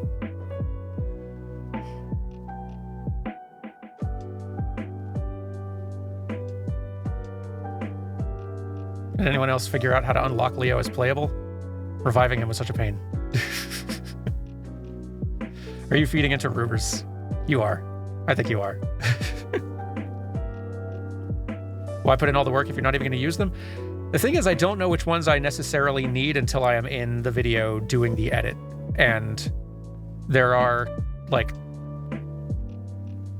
It was kind of like with the Final Fantasy V one, which that had way more sprites to do. So this is at least easier than that, even with all the reworking I'm having to do here. But with the Final Fantasy V one, it was very helpful having all the sprites available so that as I was going in and working, I knew I wasn't going to need to end up like featuring every job for every character. Well, actually, I kind of did, now that I think of it, at the end with the big screen that shows like all of them. So yeah, I guess that's a bad example. But like, when doing the edit, is useful having all these poses for all the characters, because sometimes it's like I am making the decision on the fly of which characters to include and show, and sometimes I realize, actually, this character will be a better example to show visually in this case, or it would actually be useful showing this character alongside this other character's version of that pose to show this better. And it's just so... It would really break the editing flow constantly if I was having to every time go back and like, okay, well, let me go ahead and export this bunch for this character and tune that out. Like, it would just be, once you're actually in the edit, it's really nice to be able to just get in the groove and go. So it's worth doing.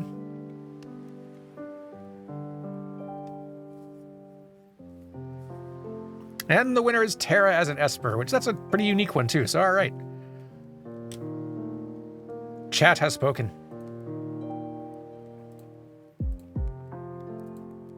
Let's do it. And there's slightly fewer for this character too, so I like that pick all the better. So let's see. On this sheet, that's over here. Even simpler color palette too, I would wager. Sure looks like it anyway. So we got forward-facing walks of a fashion, sort of. Whoa, what happened there? Oh, these need to be visible. That's why. Okay. Here we go. All right. Neutral forward.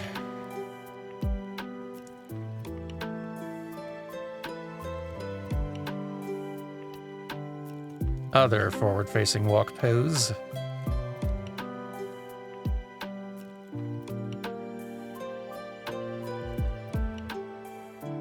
Thanks for the 15 months, King Carnage. Dan holding a monkey paw sometime in the past. Man, I wish Final Fantasy could be my job.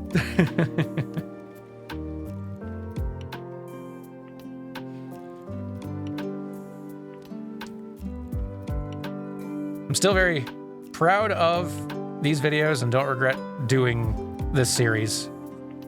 But the scope of it did blow up quite a bit. I don't know if that is making for a better series or not, ultimately. But it has been a good learning experience and pretty fun, so... Despite all this nonsense.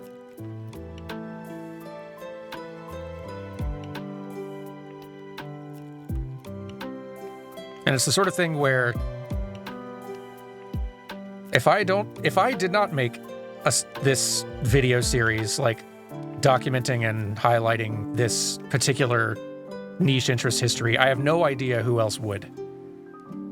Or who else would have both the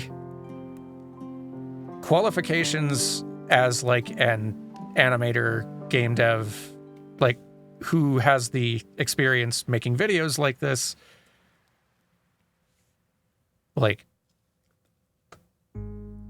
and beyond that, who of the people who do have that overlap of skill sets, who would actually be interested in doing it. I'm sure those people exist, but they're very, very few. So if I don't, who would, basically? Which probably motivates a lot of video essay creation on YouTube, I'd wager. A lot of internet content creation in general. What is that pose? I want to say it's a ready pose. I think it is.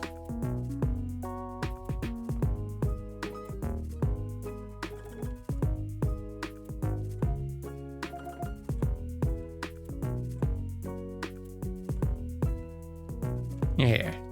Yeah, that's what it is. Okay. Hit react.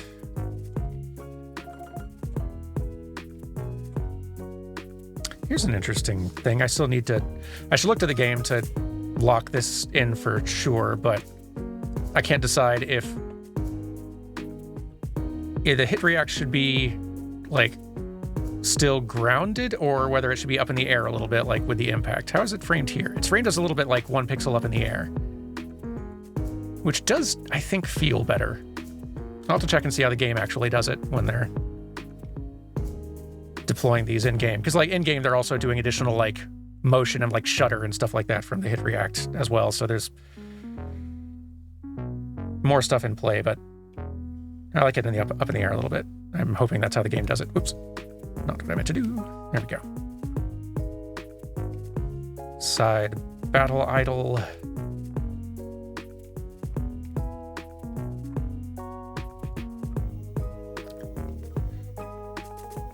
The nice thing also about deep diving on something like this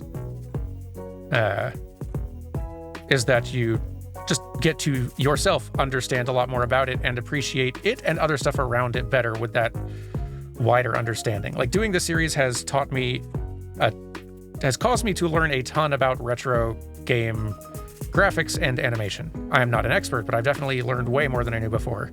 And it has also given me a much greater appreciation for other game. Like, my appreciation for Chrono Trigger's animation, which is, I think, a upgrade over 6 in a lot of ways. Like, I recognize that and appreciate it all the more now. Just because I have now spent the time studying this stuff.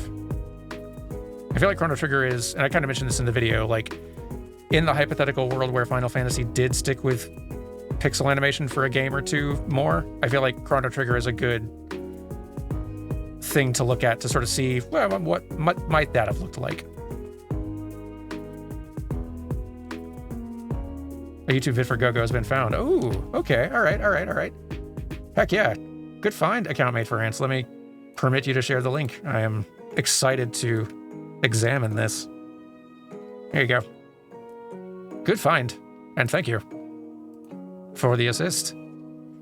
There we go. All right, let me pull this up real quick and assess. Okay. All right. I have to... Sorry, I can't have this on screen right this second, but let me frame through this real quick. Yeah, okay. Okay, yeah, these sprites were definitely incorrect. The cloak does flip, like, switch the other direction like I thought. All right, Tara, go on pause. We're going back to GoGo for a second. We're fixing this. Ah, that's nice. That's going to save some trouble. Okay, so this pose, I believe, is correct. Well, hang on.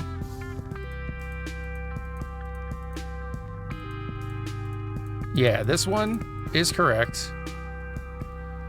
This one is not. Yeah. And I think it is just the bottom again. I think.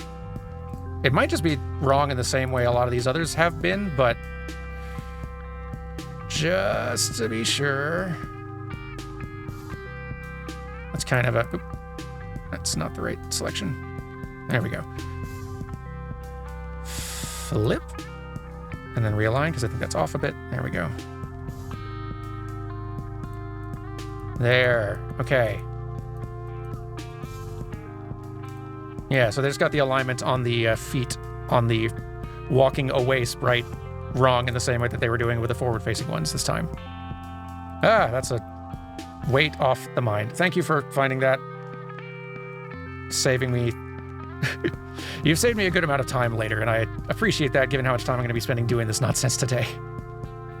So very big thank you, account mate for ants, for digging that up.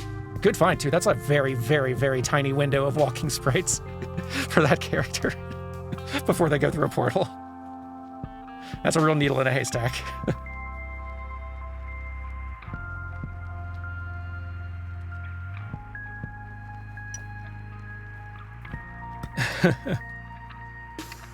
Hey, 4V, welcome. What's cooking? Long story, but still sprite editing, and all you really need to know is that every sprite sheet for a retro game on the internet is at least 5% wrong. It's a different 5% on every sheet, unless they're copying each other, in which case it'll be the same 5%. But I'm going back through all the stuff that I already did and redoing it effectively with a new starting resource and refining as needed and fixing as needed to make sure that it's as close to accurate as possible. I can't guarantee accuracy, but I can get as close as I can, which is closer than any of these sheets do. I didn't copy down over yet. I need to do that first. I'm gonna do most of this off stream for the rest of the day, I'm guessing, given how much there is left to do. But we are gonna at least finish up Esperterra here.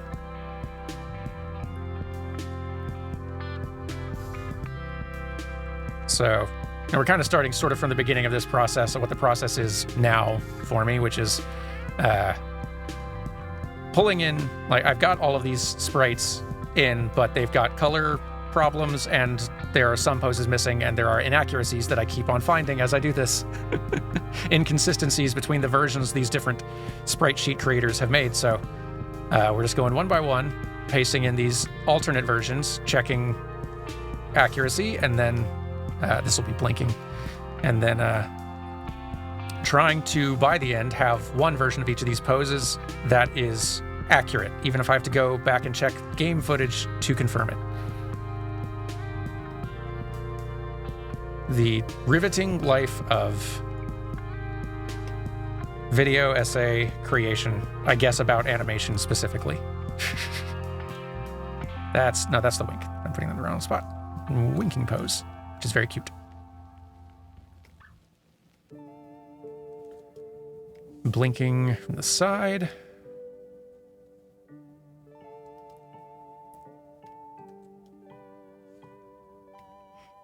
Don't trust us to be interested in watching you the rest of the day.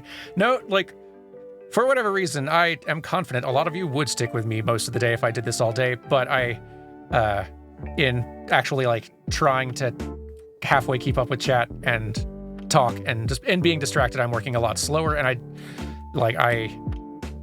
am dying to be done with this phase of this process for this video, so I want to ensure I get this done today. So I can export these and have them all ready and properly named and in a folder ready to go in Premiere. So I can move on to other busy work things that need to get done for the same video.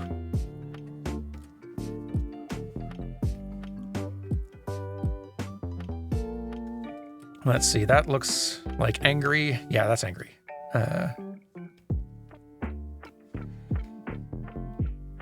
Angry Esperterra and waving Esperterra, who still looks pretty angry.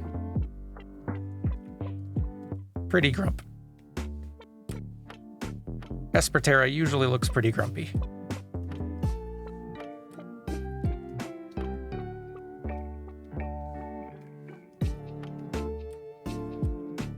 Waving from the back, which I don't even think I had any. Yeah, I don't think I had any back-facing wave poses from the original resource. Glad I ended up deciding to check a different sprite sheet.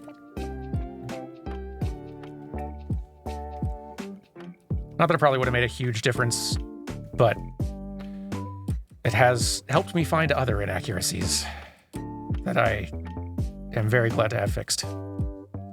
Laughing. Finally, this. All right, here's a Esperterra that doesn't look quite so grump. A little more happy.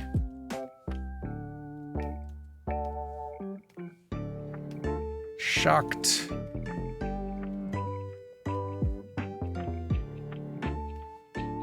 Sad forward. Where do the sad poses go? There we go. Sad front. Sad back.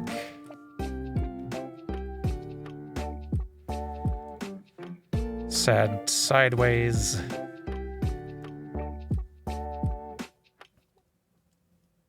Which I've been calling these sad, but they're good for other things too. Like, they can be the character thinking. They can be used quickly for, like, a nod animation.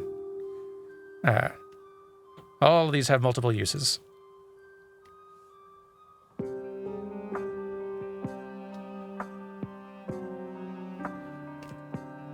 Glance pose. I find this entire Souls and Chill album pretty delightful. It's hard making FromSoft soundtracks chill, Bloodborne especially.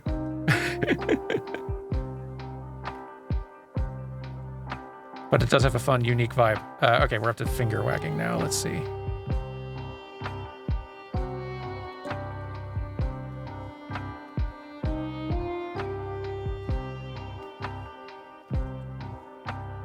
And what is this one? This might be a unique one.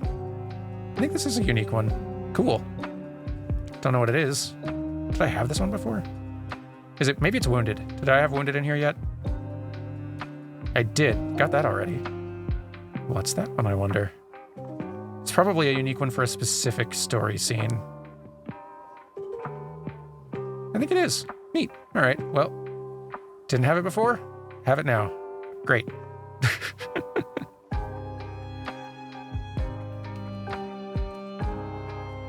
Happy because I didn't have that before and now I do. Annoyed because why didn't I have that before?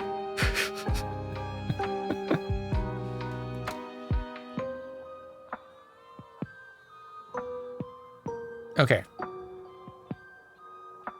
Let me do some renaming here.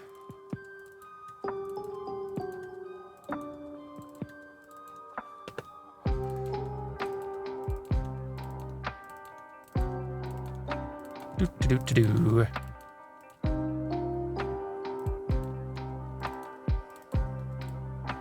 Let's call that sad side while I'm here.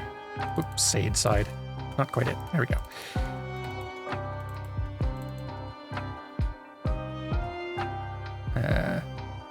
Wait, what are these two? Why do I have two here? I think I put one of these in the wrong spot. Yeah, that's cheer back. That's not in the right spot. Maybe I didn't have cheer back. I didn't. Another one I was missing. Oh dear. Okay. Shock. Cheer front. Cheer side. Cheer back.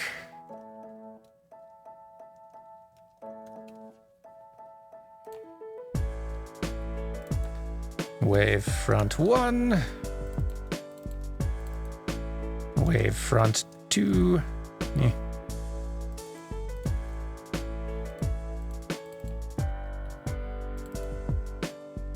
Wave back 1. Nope, don't do a space. And wave back 2. Wink. Maybe this is like some kind of flying pose. I know there's like an overworld seeing Terra from behind flying pose that first time she goes Esper mode and like they show her in the world map flying around. And I don't have that sprite and that's fine. I don't need it. Maybe this is like one that they use for flying or... I wonder. I'm gonna have to check those cutscenes again at some point because I'm actually pretty curious. What does this one get used for? Let's call it a kneel, because it does look like she's kneeling at least. I wonder though. I'll have to go digging later.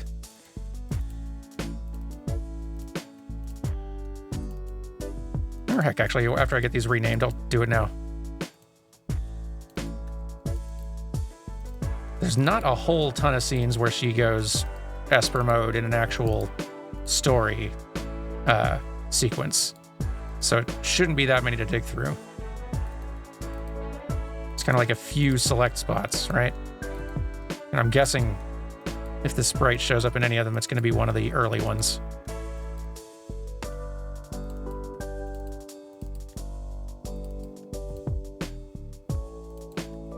Okay, renamed. Good. Let's see. I wonder if Terra's normal form has an equivalent. It's worth considering. I don't think so. But I'm gonna check real fast.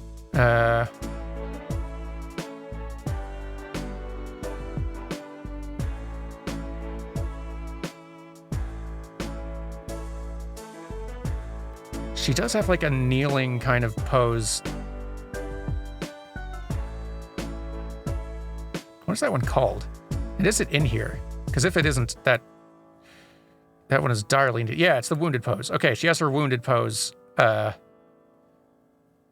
which I feel like she's got a pose where she is like this, but with eyes open too. I'm going to need to check that because I might need to just manually create that if none of these sprite sheets have it. All right, let's check source material here. Let's dig into Premiere again because I feel like I remember her in early scenes kneeling like that with like eyes open, kind of in her earlier scenes where she's like really confused and melancholy and all that. That might just be me imagining incorrectly, but I feel like it was there. So, all right. After this point, wakes up here. Yeah, there it is. That. I knew it was there. In fact, I knew it was there because I think... Okay, no, that's not the pose that she's in for, like, this introduction moment, but there. All right. I'm saving out a screenshot of that because I'm just recreating that manually later. Found one. Good, quote unquote. All right. Where do you go, Esper mode? It's after this. Maybe not this far, though. No, this is when everyone's, like, split up. She's not Esper mode yet. This is when you got, like, your group splits into 3 and you see each person's story in whatever order you choose. 6 does some really neat, like, try some really neat things. Still split up. Still split up. Okay, it's after this fight where it happens. Yeah, it's after this. Okay. Is this where it happens, actually? This might be... Yeah, this is where it happens. Okay, this is where she goes Esper the first time. And then... Those are just her standing poses, twirling. And then... Ooh. That might be a walking pose for flying. That's pretty clever. Like, what? It kind of makes it look like there's one foot, like leg kind of lifted in a Superman pose. Clever reuse. And then, yeah, she flies away. And then there's, yeah, this unique pose, which I don't think I need these for my purposes, but they're cool.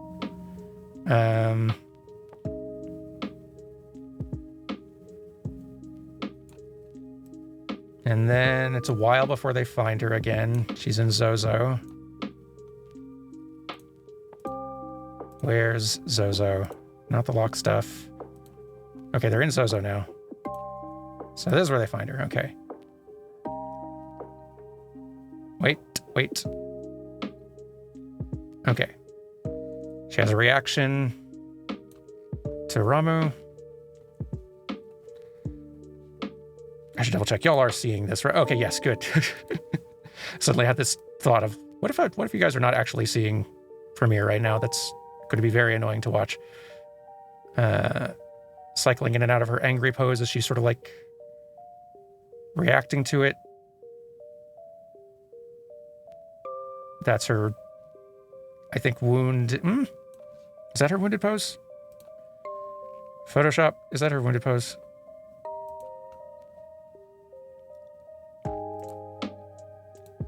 Yes, it is. Okay, so that one we have and know about. And then she does that.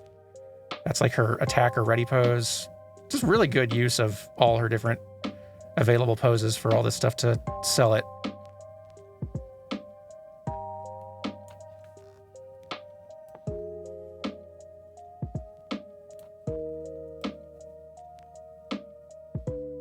I'm very fascinated to see what pose this ends up being. Like, there is the tiny possibility that this pose is not an actual one in the game, that it's maybe just another error of the person, like, dumping the data from the game, combining tiles that don't actually go together into any pose that exists in the game anywhere. But I am suspecting it is more likely a real, like, niche, or just like a really specific moment where this pose gets used.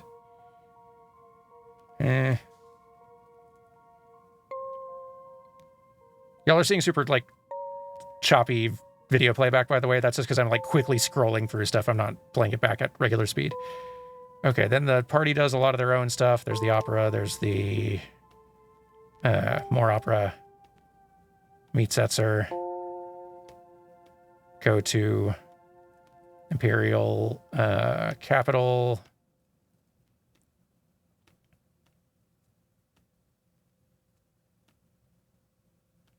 Various boss fights. Escape. More boss fights.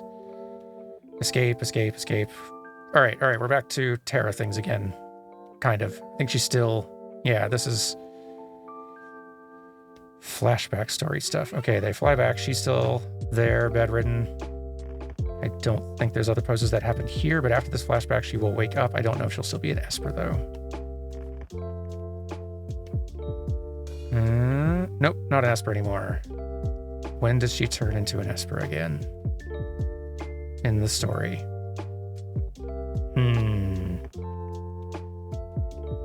Probably when Kefka goes to open the portal, right? Goes to open the portal to the where the Espers live, their realm. Anyone remember off the top of their head?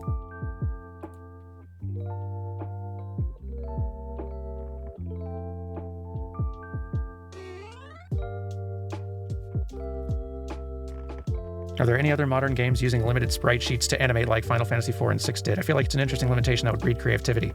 I think, to an extent, I feel like most of them probably did. I think these were techniques that most games of the time and modern games that are working with limited limited sprite counts and stuff like that in this retro style are all doing to a certain extent, maybe for different purposes. Maybe not for like acting story scene purposes in the same way that Final Fantasy would have been, but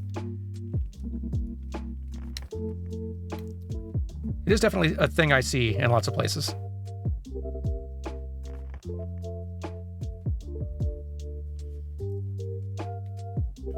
This Final Fantasy VI playthrough is going a lot faster than the Final Fantasy V one did. Very true. Yeah, I feel like the next time she went Esper was when things went bad for her world.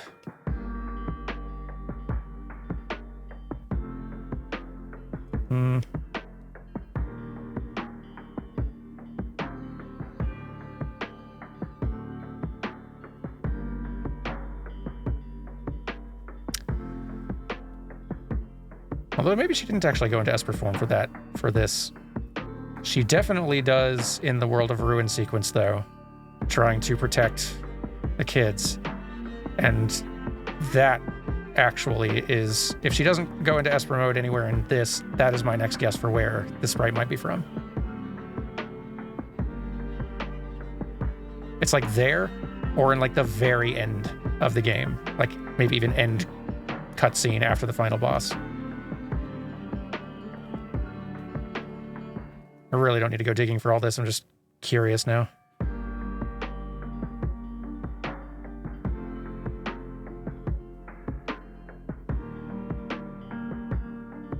The end of the world stuff in 6 really is rad.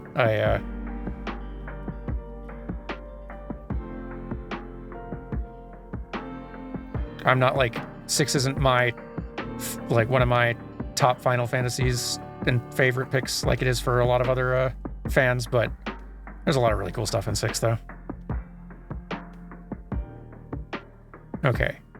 Yeah, okay. Here's where they find her again. She does, I think, go into Esper form. Well, maybe not this time. Maybe she does later. Just played this not long ago. You think I'd be able to remember these things? Guess it's a lot of game.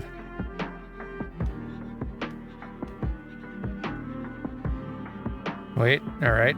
We got an Esper again. That's a start.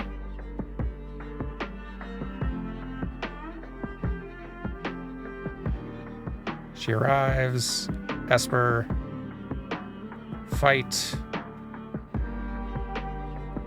Does it happen here?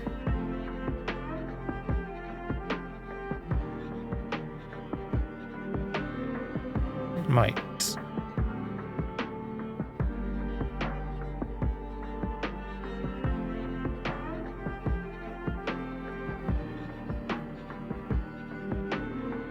It's not happening yet, but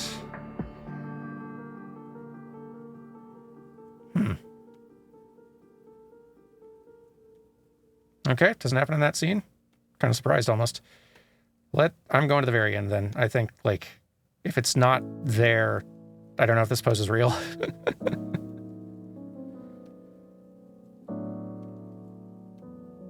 Let's see. Does she go into... I don't think she goes into Esper in this scene. No. Still herself. Or her usual self. But she is flying away with the group at the end here. So, like, Esper...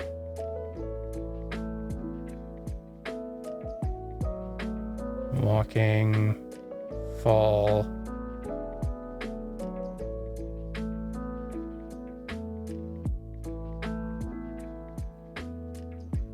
Back on her feet. Still not using that pose, though. I'm getting increasingly skeptical about this pose.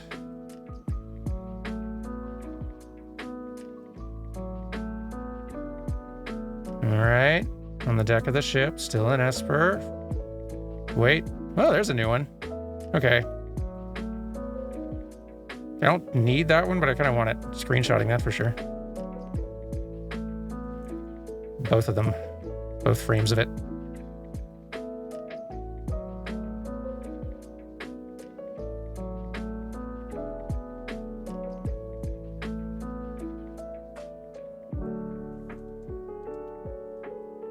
Flying. Kind of drops down. Tara, do you use this pose or not?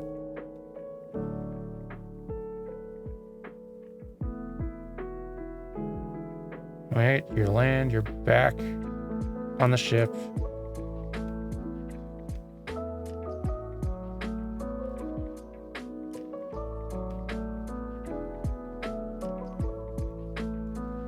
Like, there is the remote possibility that this is a pose that can show up in the game, maybe in a certain circumstance if you have if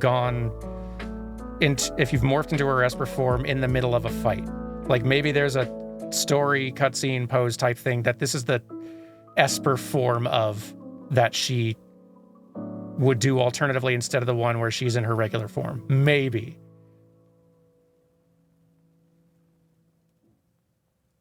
Because, like, there are some scenes that interrupt a fight where an actual scene plays out, which is really cool.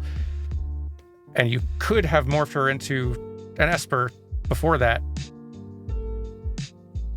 I don't think it's real, though. I think this is not a pose that is a thing. Sorry, I haven't been checking chat in a while.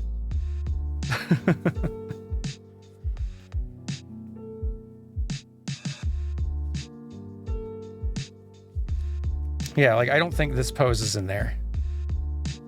Oh, wait, you guys aren't seeing it right now. Sorry, forgot to take finger off. Yeah, I don't think this pose is in there.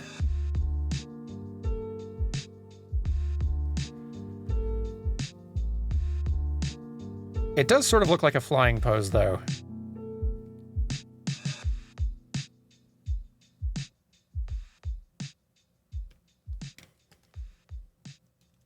Yeah, it's definitely not her low HP wounded pose. That one is this, and we saw plenty of that. That's what they used pretty much any time she was down or, like, getting back up to her feet or something like that. And those are the situations where I'd have expected to maybe see this.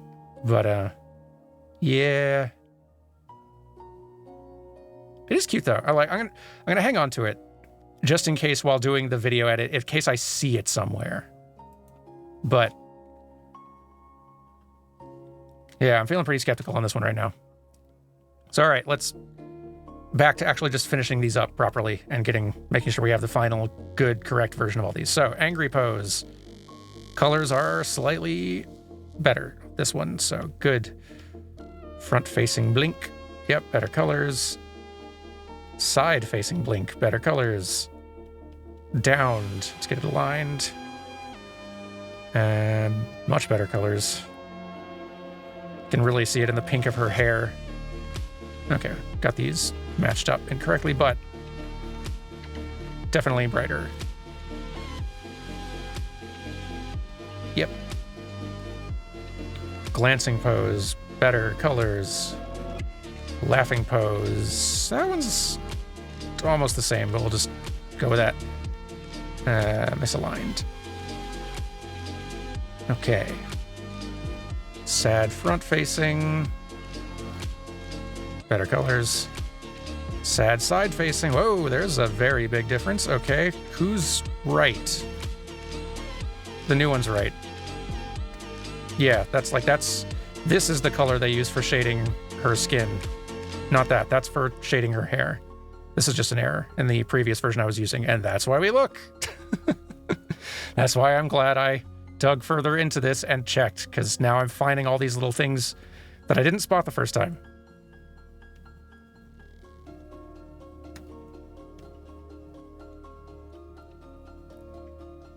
Let's see. Misaligned, but good.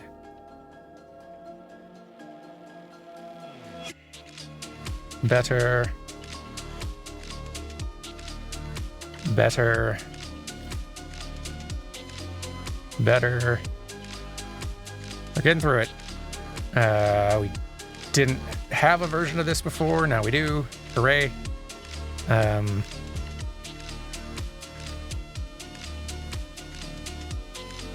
About the same. About the same. I don't think we had either of these before. Nope. Wink is better, and then there's the question mark pose that I've got no idea, but I'm just gonna set it down there. That's the emotes. Battle. Much better colors on the new idle pose. Good. Ready. Better. Right attack. Better. Left attack. Better. Casting pose. Better. Both of them. Hit react. Alignment. Otherwise. Better. Wounded alignment. But much better. Yeah. Dead pose we need to fix. Ourselves. Haven't created a palette for her yet. You know what? It's for one pose, I think. We're fixing one pose. I don't need to make a whole palette for that. I'll just manually select. There's the white hair color. Okay. Let's just paint bucket that in real quick. Does her body have a slightly different white than the... No, because it directly connects the white of the hair and skin. So yeah, it's the same. Same shade. Good. Okay. Let's get the outline color. Let's make sure I'm getting the right outline color.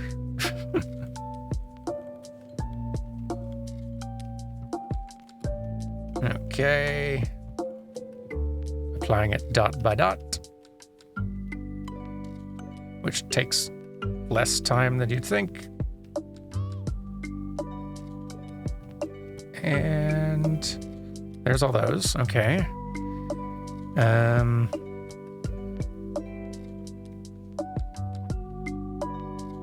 Red of the eyes I don't think is getting used. The shading on the skin, though, that I do need. Fixing. There we go. I think I got the pink shading on the hair already, but just to be super sure.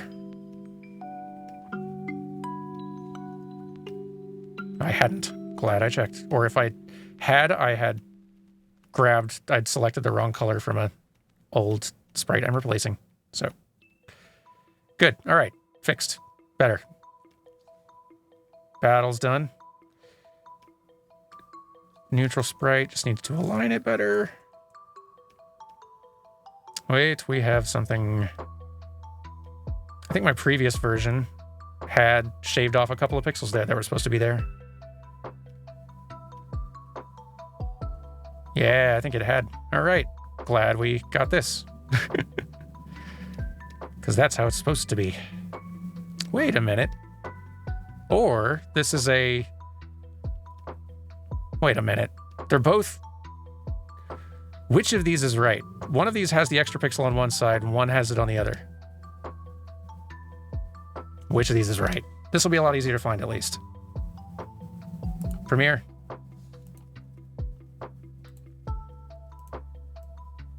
Only one of these is right.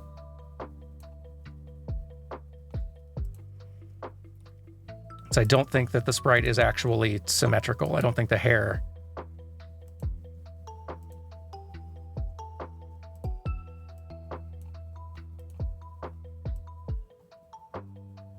Okay. Okay. All right, I am now looking at... Here, I'll let you all see, too. There it is down there. So I think, based on what I'm looking at here, the original pose is correct. This sprite is the right one with the hair. This newer one has the more correct colors, though. So just making sure this previous one is not wrong in some other way. I'm not seeing any other problems looking at it. Nope. Okay. We're going to keep this one, but we're going to apply the new colors because, yeah. I'm just going to make a palette for this. Heck with it, just in case it comes up again. Should have done it the first time.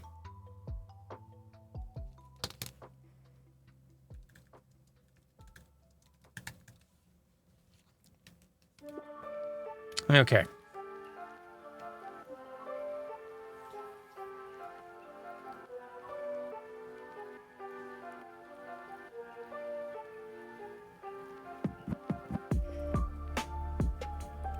So could we say that Terra's Esper mode is the beta version of Zidane's trance mode? Cool looking if not used as much as we wish it was?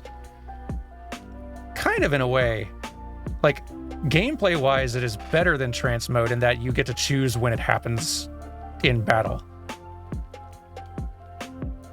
Which is kind of neat. And like it charges... It's got like an invisible meter, but like you stay in Esper mode longer depending on... Is it the more AP I think it's the more AP you have earned from fights since the last time you use Esper mode, the longer she'll stay in it the next time you use it again, which is kind of like an invisible limit break bar, which it being invisible isn't great, but that is kind of like a cool way for it to work. That's kind of like the one bummer with trances in Final Fantasy IX. It always happened in some inconsequential fight where it was utterly useless. Otherwise, great.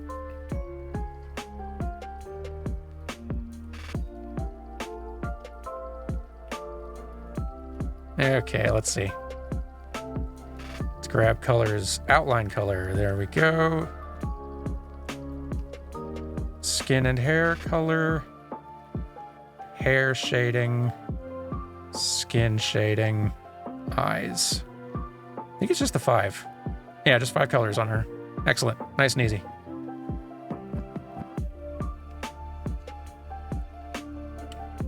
So, okay. This is the right version of the sprite, though. Let's get rid of this other one. It is wrong. It's the rare occasion where the previous sprite I grabbed is more accurate than the last one. Or than the newer one, just not when it comes to colors.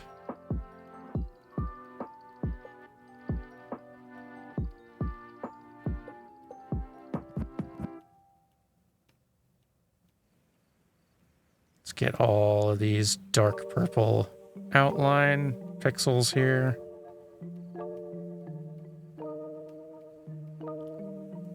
There we go. Let's get the white hair and skin.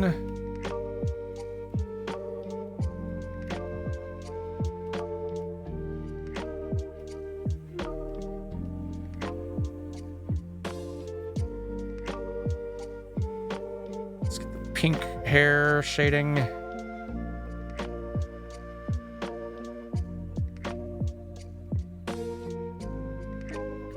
Do.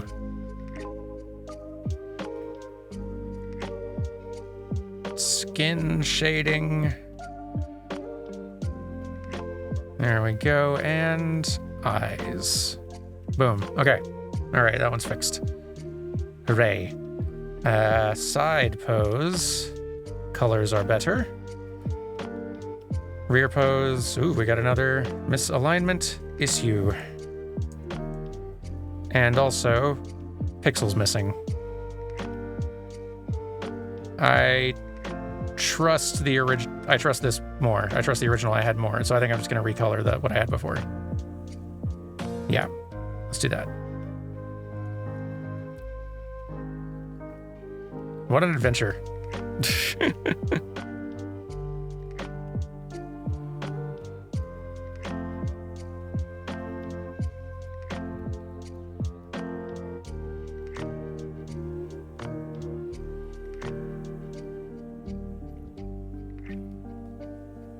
Amusingly, modern, like, animation processes are just as tedious and slow and mind-numbing to watch. It's a fun fact.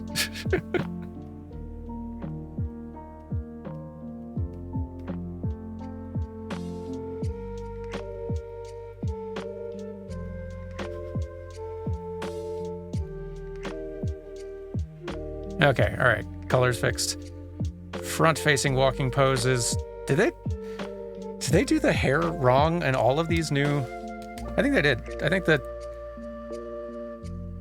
the hair is, yeah, the hair on all of these I feel like is wrong for the new versions I brought in.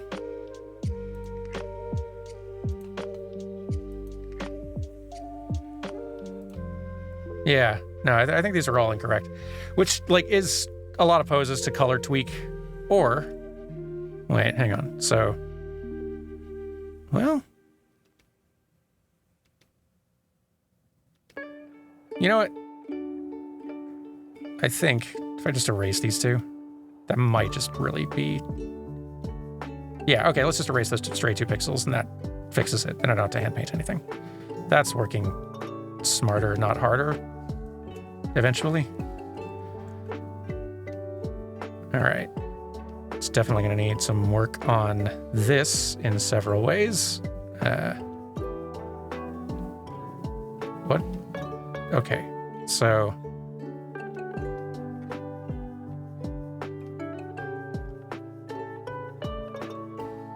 I trust these walk poses more than the new one, because new walk poses are wrong in all kinds of exciting ways, it seems like. Ugh. A little scared to try doing this one manually, though. Let me see if I can...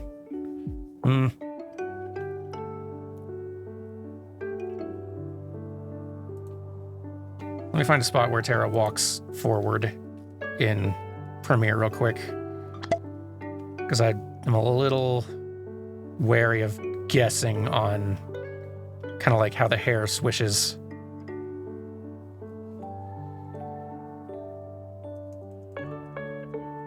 Okay, with left foot forward, the hair swishes to the left. And right foot forward, hair swishes to the right. So it kind of does that okay. Just wanted to make sure. It's like, so about the mystery kneeling sprite, from what I see, every sheet that includes it has a shadow underneath, possibly indicating a hover. I bet that is what it is. It's also labeled in the battle section, so if it exists at all in the game, it could be in the battles.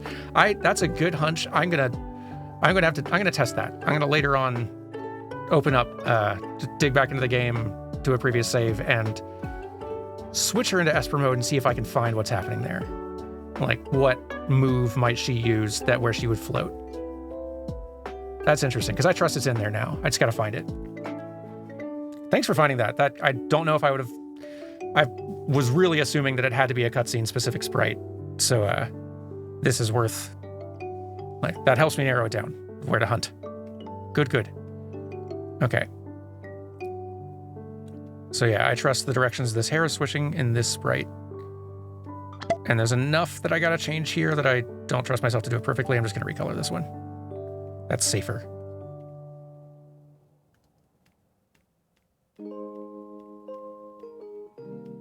Oops.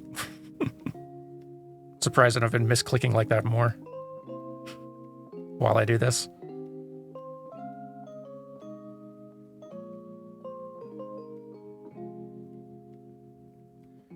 Do. There's the outline. Skin and hair.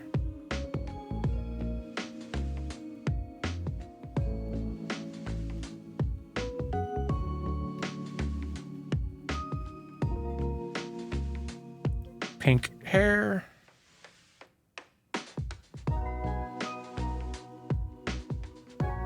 Do. Shaded skin. Oops.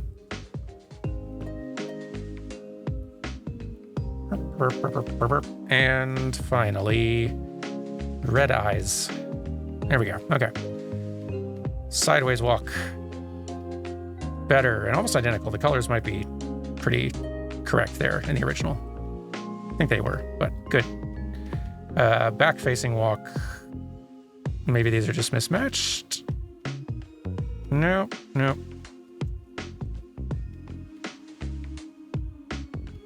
Okay. Heck with it. I'm just recoloring these two, and that'll be it. These will be the last two. For Terra, Esper, and on stream anyway. The rest is my problem. Could we use this as a base for a carry battle walk cycle to the coffee machine?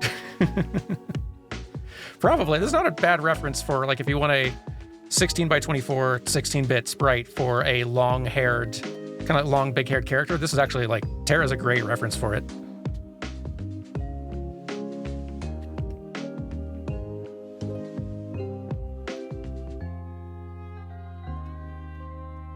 It's a really effective design.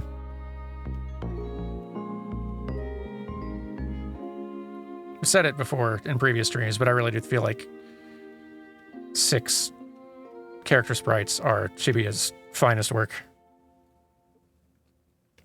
Of everything I've seen anyway. I've not played Romancing Saga and some of the other stuff that she's worked on.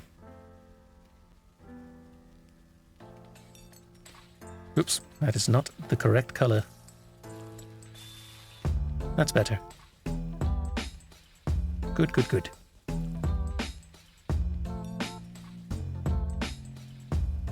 I never hear anybody talk about Romancing Saga. Like, even just basics like, it's good or it's okay.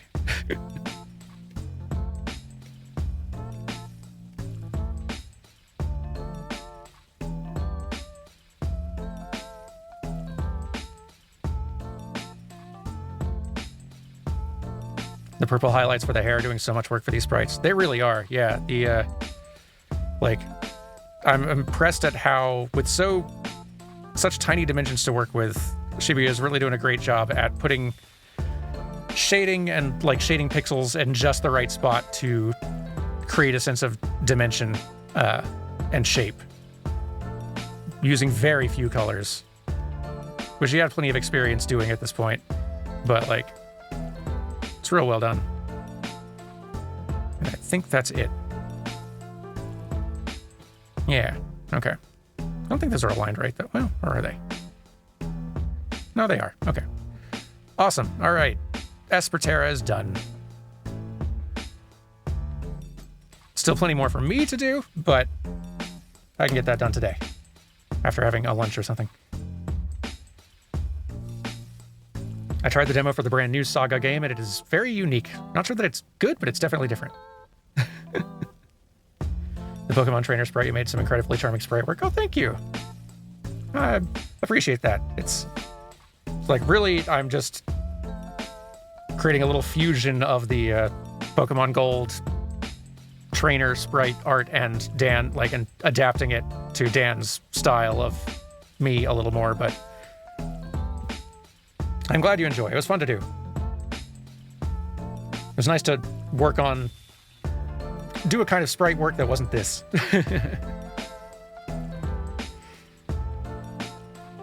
Sprites are fun to do. It's fun to, like, sprite animation is fun to dabble in.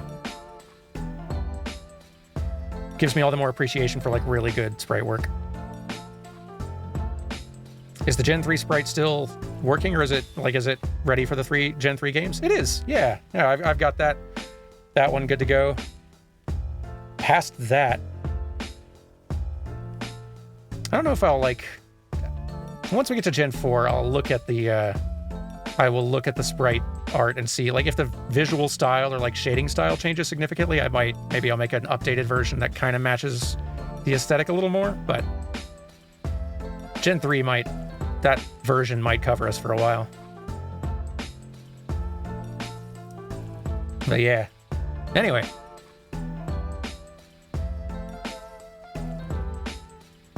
Let's go ahead and call it. Thank you all for keeping me company while I worked on this nonsense for a bit. Since I'm going to have a day full of it, it was I figured it would be nice to get in a little bit of time hanging out, make up for the fact that I wasn't going to be doing the Pokemon Crystal stream as planned. That will still happen. Next week we will get back to Pokemon Crystal. Get ourselves toward the Elite Four, probably. See what we're in for there.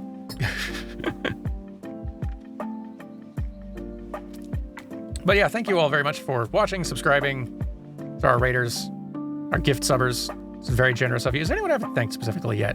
I think so. Caps F. Barnes, I don't think I thanked you. Thank you for the 20 months. Happy 20-month sub anniversary. Well, thank you. You too, I suppose. And thank you, Scruffker Fluff, for the 20 months as well.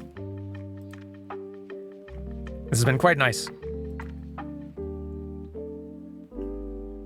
I wonder who else is on.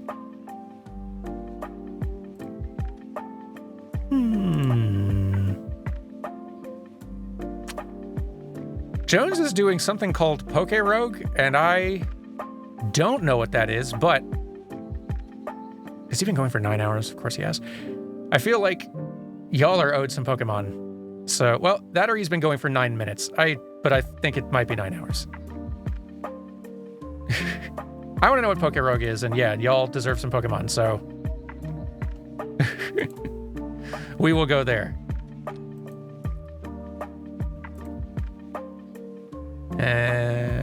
Click. Okay. All of you have a lovely weekend. I'm going to be streaming on Saturday with Will. More details later. But yes, we'll do a fun little thing there, so hopefully that makes up for it. Let's all go say hi to Dan. Goodbye!